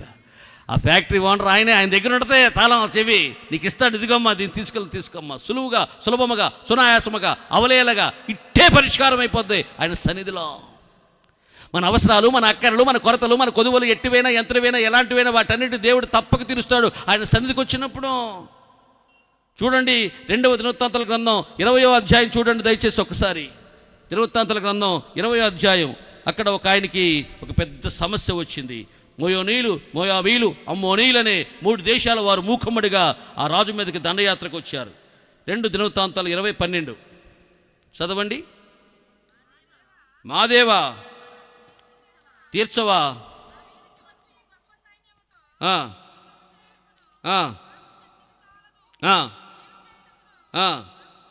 తోచదు. ఆయన సన్నిధికి వచ్చాడండి. రాజుగారి దగ్గరికి వెళ్ళా, అయ్యా నా దగ్గరికి 3 దేశాల రాజులు వచ్చారు, నేను నువ్వు పలానా రాజు ముగ్గురం కలిసి వాళ్ళ దగ్గరికి వెళ్దాం అన్నాడా? అన్నా. సమస్యలు వస్తాయి, పరిష్కారం ఆయన సన్నిధి. అన్న ఏదో అంది, పెనిన్నా నీ పిల్లలు పట్టలేదు, ఇంకా ఎన్నాళ్ళయింది, ఇన్నేళ్ళయింది, నాకు చూడు. ఏమో దేవుని చిత్తం, ఒక్కొక్కరికి ఆలస్యంగా దేవుడు ఇస్తాడు, ఒక్కొక్కరికి పిల్లవగానే ప్రెగ్నెన్సీ వస్తుంది. ఏమండి దానికి ఆడిపోసుకోవాలా, నిందించాలా, బాధ పెట్టాలా, గాయపరచాలా? ఒక పక్కన పెళ్ళి 3 నెలలు అవుదండి, విశేషమా ఏమాయా విశేషమా, బొగ్గల్లో బొడవలు ఎట్టడోళ్ళు పట్టుకు అంటే చెప్పరా, వండుకున్నమ్మ తినక మానదు, నీళ్ళు పోసుకున్నమ్మ చెప్పగా మానదు, కనక మానదు. ముందు చెప్పుతో అది కంటది. అమ్మా ఈలోపు ఆగలేకపోతున్నావా, ఉడికేదాకా ఉన్నాడు, ఒమ్మగిలి దాకా లేడు వెనకటికి ఎవడో. విశేషమా అమ్మాయా?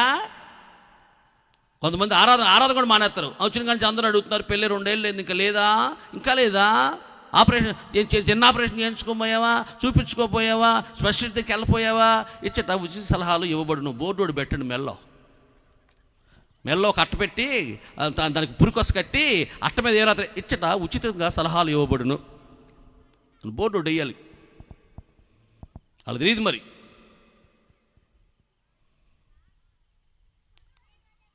బాధ కలిగింది, గాయమైంది. ఏమండి ఎలకన్న గారు, మరి మీ తందయ్ పెనిన్నా మీరు అడుగుతారా, జాడి చేస్తారా, గుంజేస్తారా, పిండేస్తారా, ఎండేస్తారా, క్లిప్లు పెట్టేస్తారా, లేదా పుట్టింటికి ఫోన్ చేయమంటారా? మా అన్నయ్య వచ్చాడంటే మర్యాదగా ఉండదు, అటు ఇటు తెలిపోద్ది. ఇక మా అన్నయ్య వచ్చాడు ఫోన్ చేస్తా. మీ అన్నయ్య ఏమో కత్తులు రత్తయ్య, నువ్వేమో రౌడీ రంగమ్మ. ఆయనేమో పెద్ద కత్తులు రత్తయ్య, నువ్వేమో రౌడీ రంగమ్మ. ఆయన వచ్చాడు మర్యాద దక్కదట.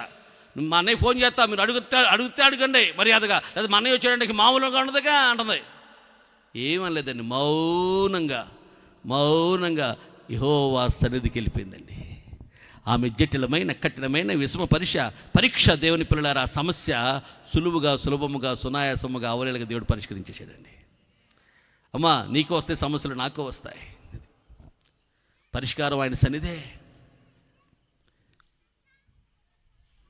కుటుంబ సమస్యలా, ఆర్థిక ఇబ్బందులా, కలతల కాపురమా, కన్నీళ్ళ పర్యంతమా,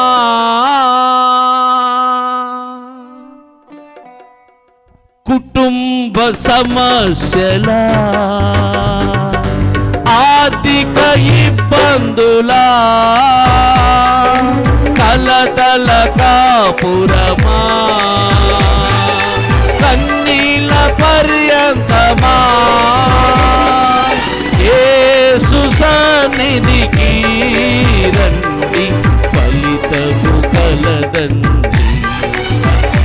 ప్రభు యేసు సన్నిధికి రండి, ఫలితము కలదండి. భారముతో ప్రయాసముతో అలసిన జనులారా, వేదనతో రోదనతో కృంగిన ప్రజలారా, యేసు సన్నిధికి రండి, ఫలితము కలదండి. ప్రభు యేసు సన్నిధికి రండి, ఫలితము కలదండి. భారముతో ప్రయాసముతో అలసిన జనులారా,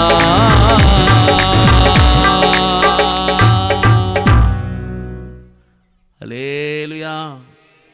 కుటుంబ సమస్యల, కలతల కాపురమా, కన్నీళ్ళ పర్యంతమా, ఆర్థిక ఇబ్బందుల సమస్య ఏదైనా సరే పరిష్కారం ఆయన సన్నిధిలోని మనిషికి దొరుకుతుంది. హల్లెలూయా. ఆయన సన్నిధికి రండి.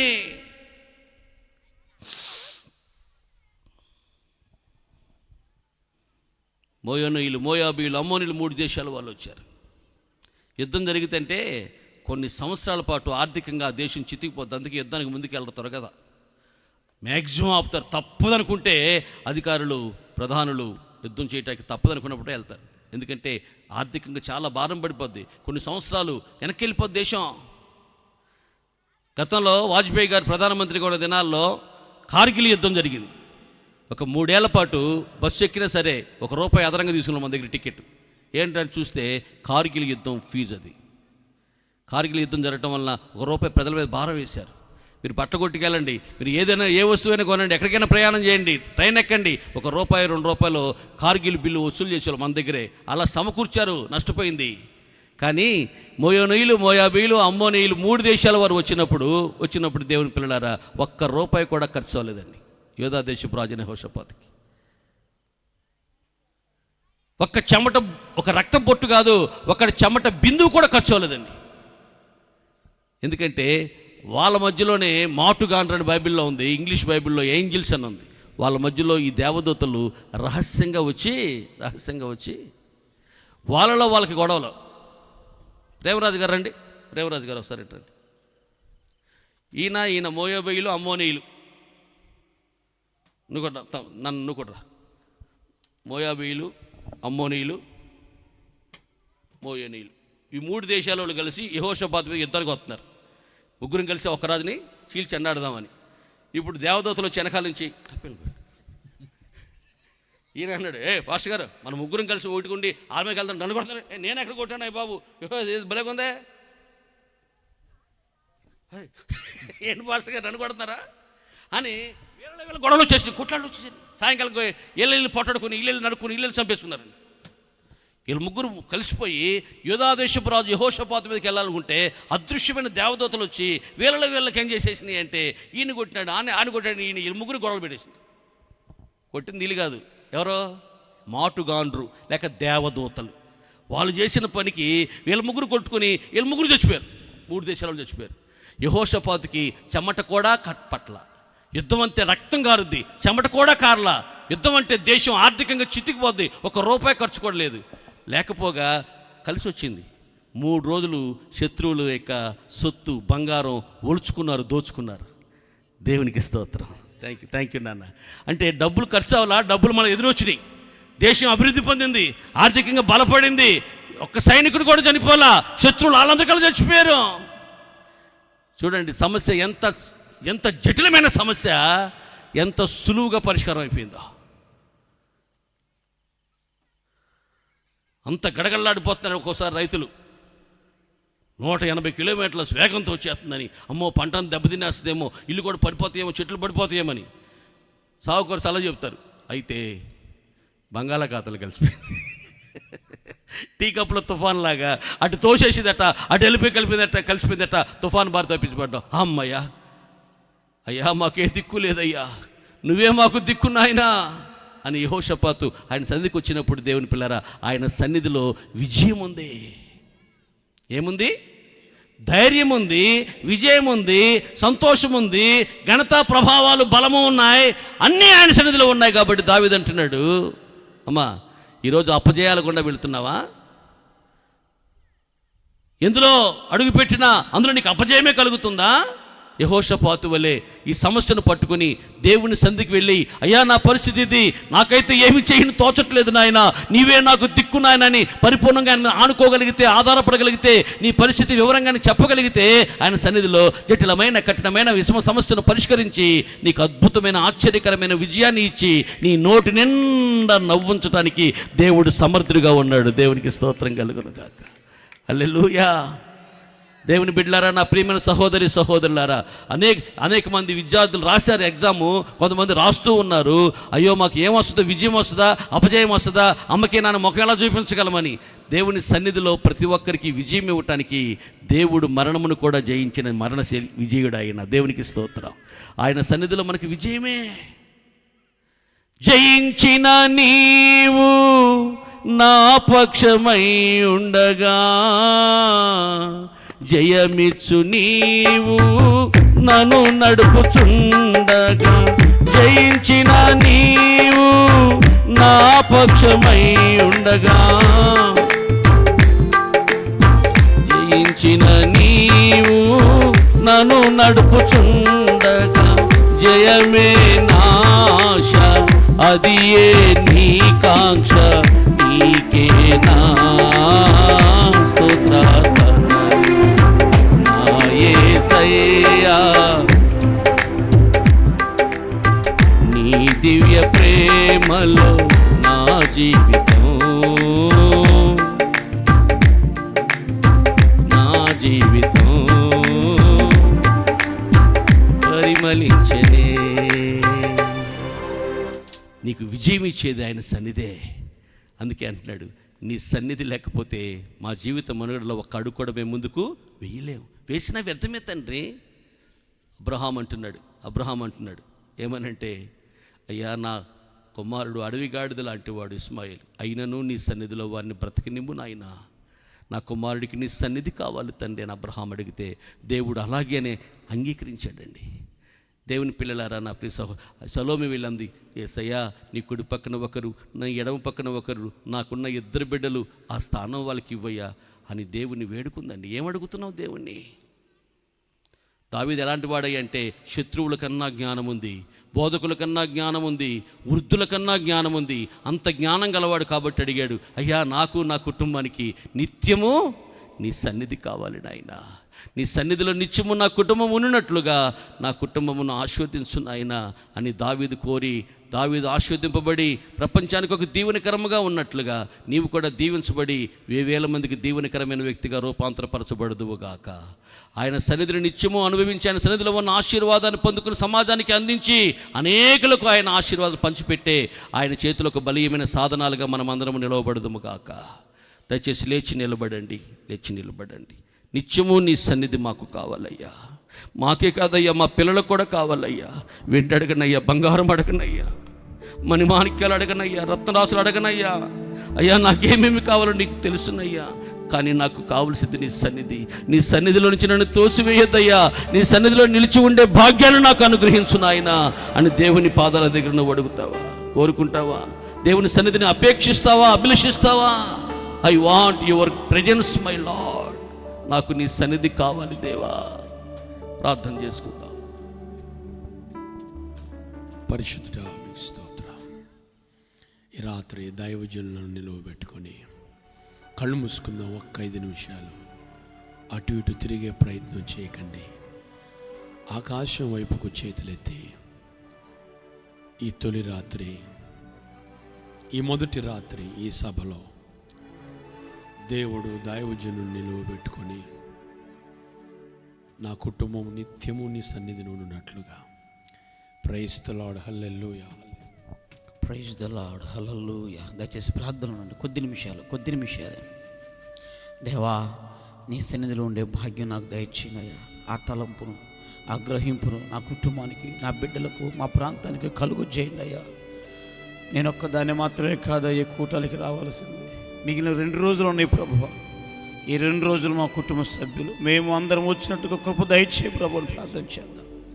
ఆయన సన్నిధిలో ధన ఘన బలము ఉన్నదని లేఖన భాగాల ద్వారా మాట్లాడాడు దేవుడు. భయము తొలగిపోతుందని లేఖన భాగం ద్వారా మాట్లాడాడు దేవుడు. ఈ శుభవేళ రాజా, నీ సన్నిధిలో ఉండే భాగ్యం, ఇక నీ సన్నిధిలోనే ఉంటాను ప్రభువా అంటూ ఒక చిన్న తీర్మానం చేసుకోగలిగితే, నోరు తెరిచి ప్రార్థన చేయగలిగితే, దేవుని సన్నిధి ఇక్కడ ఉన్నది కనుక నమ్మకముతో, ఓ విశ్వాసముతో నోరు తెరిచి ప్రభువా నీ సన్నిధిలో నేను ఉంటాను ప్రభువా, నీ సన్నిధిలో ఏమేమి దొరుకుతున్నాయో సవివరంగా నీ దాసం ద్వారా వినిపింప చేసినందులో కొరకై స్తోత్రాలు ప్రభువా అంటూ, దేవా అంటూ ఎవరికై వారి కొద్ది నిమిషాల ప్రార్థనలు ఉందాం. తండ్రి మీకు స్తోత్రాలు. ఆమేన్. హల్లెలూయా. ఆకాశం వైపుకి ఒకసారి చేతులెత్తి, దావీదు ఆశించినట్లు, దావీదు కోరుకున్నట్లు, దావీదు ఉద్దేశించినట్లు, దావీదు తలంచినట్లు ఈ తొలి రాత్రి ఈ వర్తమానమైన నీవు, నేను, మనమందరం కూడా నీ ఆశీర్వాదము నుండి నా కుటుంబము నిత్యము నీ సన్నిధిలో ఉండునట్లుగా దానిని ఆశీర్వదించండి. మీ ఆశీర్వాదం ఎన్నటెన్నటికి అది స్థిరమైనటువంటిది, అది బలమైనటువంటిది, అది పదిలమైనటువంటిది అన్న ఆ విషయాన్ని రాత్రి మనం గుర్తిరిగి ఒక్కసారి చేతులెత్తి, నా భర్తను ఆశీర్వదించండి ప్రభువా, నా భార్యను ఆశీర్వదించండి అయ్యా, నా కడుపును పుట్టినటువంటి నా పిల్లలను మీరు ఆశీర్వదించండి అయ్యా, మా చేతి పనిని మీరు ఆశీర్వదించండి, మా ఉద్యోగంలో మమ్మల్ని మీరు, మా వ్యాపారంలో మమ్మల్ని మీరు, చదువులో మీరు మమ్మల్ని ఆశీర్వదించండి ప్రభు అని ఈ రాత్రి దేవుని సన్నిధిలో దొరకనిదంటూ నువ్వు అడగాలే కానీ, నువ్వు వేడుకోవాలే కానీ, నువ్వు ప్రార్థించాలే కానీ రాత్రి ఆయన ఈ సన్నిధిలో నీకు దొరకనిది అంటూ ఏది కూడా లేదు అని రాత్రి గుర్తెరిగిన నీవు ఆరోగ్యాన్ని కోరుకుంటున్నావా? ఈ రాత్రి చేతులెత్తు. తల్లి, దేవా నన్ను ఆరోగ్యవంతురాలిగా, దేవా నన్ను ఆరోగ్యవంతుడిగా, తండ్రి మీకు స్తోత్రాలయ్యా. ఈ రాత్రి చేతులెత్తి దేవుని సన్నిధిలో ఈ మొదటి రాత్రి సభలో అద్భుతంగా దేవుడు మంచి వాతావరణపు కృపణను గ్రహించి ఈ ప్రశాంతమైన చల్లనైనటువంటి వాతావరణం మధ్యలో దేవుడు నిన్ను సందర్శించిన, నిన్ను దర్శించిన ఈ అద్భుతమైన పరిస్థితిని బట్టి చాలామంది నోరు తెరవకుండా మౌనంగా కమాన్ యేసయ్యా మీకు స్తోత్రాలు వినబడుతుంది కదా మీకు? తండ్రి మీకు వందనాలు చెల్లిస్తూ ఉన్నాం. ఈ రాత్రి ప్రార్థిద్దాం దేవుని పిల్లలారా. Thank you holy spirit, thank you Jesus. ఈ సమయంలో మొదటిగా దైవజనులు ప్రేమరాజయ్య గారు వచ్చి ప్రార్థిస్తారు. అందరం కూడా ప్రార్థనలో ఏకీభవిద్దాం. ఓ దైవమా మీ స్తోత్రాలు. పరిశుద్ధుడు అయిన దేవా, మహోన్నతుడా, మహాగణుడా, సర్వాధిపతి, సర్వసృష్టికర్త, మీ ఘనమైన సన్నైన ప్రభశ్రేష్టమైన నామంలో ఎంతవరకు చక్కటి మాటలనైనా మీరు అందించారు. నీ సన్నిధిలో సంపూర్ణ సంతోషం కలదని అయా, నీ సన్నిధిలోకి వచ్చిన వారిని ఏ రీతిగా మీరు సంతోషింపజేశారో, ఆనందింపజేశారో వాటన్నిటినీ కూడా ఈ రాత్రి మేము వినడానికి మీరు కృప చూపారు. మాకు కలుగుతున్న దుఃఖం, మాకు కలుగుతున్న ఆవేదన, బాధ అంతే కూడా ప్రభా నీ సన్నిధికి రాగానే వాటన్నిటిని అధిగమించడానికి మీరు కృప చూపుతున్నారని నీ లేఖనాల ద్వారా మీరు మాతో మాట్లాడి మమ్మల్ని బలపరిచిన విధానం బట్టి సంఘాన్ని, సమాజాన్ని మీరు బలపరిచినందుకే వందనాలు చెల్లిస్తూ ఉన్నాం. మేమెన్నాడు కూడానైనా వెనకడుగు వేయక కృంగిపోక, బలహీనపడక, నాయన తొందరపడక మీ వైపు చూసినప్పుడు మీరు అద్భుతమైన కార్యాలు చేయగలరని మరొకసారి గుర్తు చేసినందుకే వందనాలు ప్రభువా. నమ్మదగిన దేవా మీకు వందనాలు. నిత్యము నీ సన్నిధిలో కనబడమని దావీదు ఏ రీతిగా తన కుటుంబాన్ని గురించి అడిగాడు, అలాగే ఈ పెదపారుబడిలో ఉన్న ప్రతి కుటుంబం నీ సన్నిధిలో సంతోషించుదురుగాక, నీ సన్నిధిలో ఆనందించుదురుగాక, నీ సన్నిధిలో కనబడుదురుగాక, నీ సన్నిధిలోనికి వచ్చి రక్షణలోనికి వచ్చుదురుగాక అని దీవిస్తూ ప్రభువా ఈ సభల యొక్క ఉద్దేశాన్ని నెరవేర్చుదురుగాక, ఈ ప్రయాసకు తగిన ప్రతిఫలం ఇచ్చుదురుగాక అని దీవిస్తూ ప్రభువా ఓ వాక్యం అందించిన నీ సేవకులను బట్టి, చేరవచ్చిన సేవకుల బృందాన్ని బట్టి మీకు వందనాలు. వచ్చిన నాయన నీ పిల్లల బృందాన్ని బట్టి మిమ్మల్ని స్తుతిస్తూ గణపరుస్తూ, ఇదిగో నాయన మొదటి రాత్రి ఇంత ఆశీర్వాదకరంగా కొడుకుని జరిగించినందుకే వందనాలు చెల్లిస్తూ, మిగిలిన 2 రాత్రులు కూడా ఆశీర్వాదకరంగా జరిగించబోతున్నందుకే వందనాలు చెల్లిస్తూ, దీని కొరకు ప్రయాసపడుతున్న నీ సేవకుల కుటుంబాన్ని బట్టి, పరిచరణ బట్టి మీకు వందనాలు చెల్లిస్తూ, ఈ నలుదిక్కులకి విస్తరింపజేసి అనేకుల్ని నీ యొద్దకు నడిపించి మీరు మహిమ పొందుకొనమని ఈ రాత్రి జరిగించి నీ కొడుకుని బట్టి మిమ్మల్ని స్తుతిస్తూ, చేరువచ్చిన పసిబిడ్డల మొదలుకుని వృద్ధాప్యంలో ఉన్న ప్రతి ఒక్కరిని దీవించి పంపించి మీరు మహిమ, ఘనత, ప్రభావములు పొందుకొనమని రక్షకుడైన యేసుక్రీస్తు నామంలో ప్రార్థించి స్తుతించి అడిగి వేడుకొనుచున్నాము పరమ తండ్రి, ఆమేన్. కృపా సత్య సంపూర్ణుడైన మా తండ్రి, మీకు స్తోత్రాలు నాయనా. ఈ 3 రోజులు సభల ద్వారా తండ్రి చక్కటి వర్తమానాలు మీరు అందిస్తున్నందుకై స్తుతులు చెల్లిస్తున్నాం. నీ సన్నిధి దేవాలయం సమస్త అన్యజనులకు, సమస్త జనులకు ప్రార్థనా మందిరమని దేవా మీరు తెలియచేస్తున్న విధానం బట్టి మీకు స్తుతులు చెల్లిస్తున్నాం. ఈ పెదపారుపుడి గ్రామములో ఉన్న అన్యజనులందరూ నాయన నీ సన్నిధిలో చేరి నిత్య సంతోషం అనుభవించటానికి, రక్షణ పొందటానికి, నిత్య జీవం పొందటానికి, స్వర్గము చేరటానికి ప్రభు ఈ సభలు ఉపయోగపడటానికి కృపనిచ్చినందుకు వందనాలు నాయన. ఈ సభల ద్వారా నాయనా ఈ ప్రాంత ప్రజలందరూ మా అన్నదమ్ములు, అక్క చెల్లెలు ప్రభువా నీ సన్నిధానములో చేరి స్వర్గమునకు వారసులవడానికి కృపను గ్రహించండి నాయన. అద్భుతాలు జరిగించుము దేవా. నీ సన్నిధిలో విజయమున్నది నాయన, నీ సన్నిధిలో జయమున్నది, సంతోషము, ఆరోగ్యాలు ఉన్నాయి అయ్యా. అన్నిటికంటే ముఖ్యమైనది ప్రభువా సమాధానము, అన్నిటికంటే ముఖ్యమైనది దేవా నీ రాజ్యములో చేరే గొప్ప భాగ్యము తండ్రి. మీ పాదముల దగ్గర ప్రభు అయ్యా మీకు స్తోత్రాలు. ఆ ధవల సింహాసనం ఎదుట నిత్యము పరిశుద్ధుడు పరిశుద్ధుడని గాన ప్రతి గానాలతో నాయన సజీవుల గుంపులో చేరడానికి ప్రభా మీకు స్తోత్రం. ఈ ప్రజలకు మీరు గొప్ప అవకాశము ఈ సభల ద్వారా మీరు కల్పించుండగా స్తుతులు చెల్లిస్తూ, నీ దాసుడు మరి దాస గారిని, పాస్టమ్మ గారిని బిడ్డలను దీవించునైనా. సంఘము నీ సేవకులు ప్రయాసపడుతుండగా ప్రభా ప్రయాసగా తగ్గ ప్రతిఫలం కొన్ని ఆత్మలు ఆయన సంవత్సరం నీ సన్నిధిలో చేర్చబడును గాక. అట్టి కార్యములు చేసినందుకు స్తుతులు చెల్లిస్తూ ఈ ప్రాంత ప్రజలను దీవించునైనా. దేవుని మందిరం సమస్త జనులకు ప్రార్థన మందిరమని ఈ సర్వసత్యము తెలుసుకుని తండ్రి ఈ సభలు ముగించబడక మునిపే ప్రభా నీ సన్నిధిలో చేరాలి, మందిరానికి వెళ్ళాలి, మీ దీవుని పొందాలకు ఆ కోరికలు పుట్టించి అయ్యా మీకు స్తోత్రం. మందిరంలో దేవదూతల వలె, ఒలీవ మొక్కల వలె ఎదగడానికి కృపను గురించి మీరు మహిమ పొందమని, జరగబోతున్న మిగతా సభలన్నీ ఆశీర్వాదకరంగా జరిగించి మీరు మహిమ పొందమని నజరేయుడైన యేసయ్య శక్తుల నామములో ప్రార్థించి విన్నవించి వేడుకొనుచున్నాము తండ్రి. సత్యమయ్య గారు కూడా ప్రార్థన చేస్తారు. జ్ఞాన ప్రకాశరావు గారు ఆశీర్వాదం ఇస్తారు. ప్రియులరా, పరిశుద్ధుడా, ప్రేమగల మా తండ్రి, మీ శ్రేష్టమైన పాదాలకు వందనాలు, స్తోత్రాలు ప్రభా. నమ్మదగిన దేవుడివి, ప్రేమ కలిగిన దేవుడివి. ఈ పెదపారుపొడి గ్రామాన్ని మీరు ప్రేమించి నీ దాసుడు మరీదాస్ గారి ద్వారా ఇక్కడ దీపస్తంభాన్ని పెట్టి అనేకులు నీ వాక్యపు వెలుగులో రక్షణ పొందాలని, సత్యవంతుడు అయినా మిమ్మల్ని ఎరగటం నిత్యజీవం అని నాయన నీ వాక్యం ద్వారా మాట్లాడిన ప్రతి మాట కొరకు వందనాలు. ప్రతి కుటుంబం నిత్యం నీ సన్నిధిలో ఆనందించే వాళ్ళగా సిద్ధపరచండి నాయన. మిమ్మల్ని రక్షకుడిగా ఎవరైతే స్వీకరిస్తారో, మారు మనసు పొందుతారో, వారి పాపాలను ఒప్పుకుంటారో, నిజదేవుడు నువ్వే అని నమ్ముతారో, వారి కుటుంబాల్లో నిత్యము సంతోషాన్ని, ఆనందాన్ని వారి హృదయాల్లో ఉంచే దేవుడిగా మీరు ఉన్నందుకు వందనాలు. ఈ రాత్రి అలా ఎవరైతే నిర్ణయం తీసుకున్నారో వారి జీవితాల్లో గొప్ప కార్యాలు మీరు జరిగించమని నాయన మరి ఆ సంతోషాన్ని ఎల్లప్పుడూ నాయన మీ రాకడ వరకు కాపాడుకోవడం కృప చూపమని ప్రార్థన చేస్తున్నాం.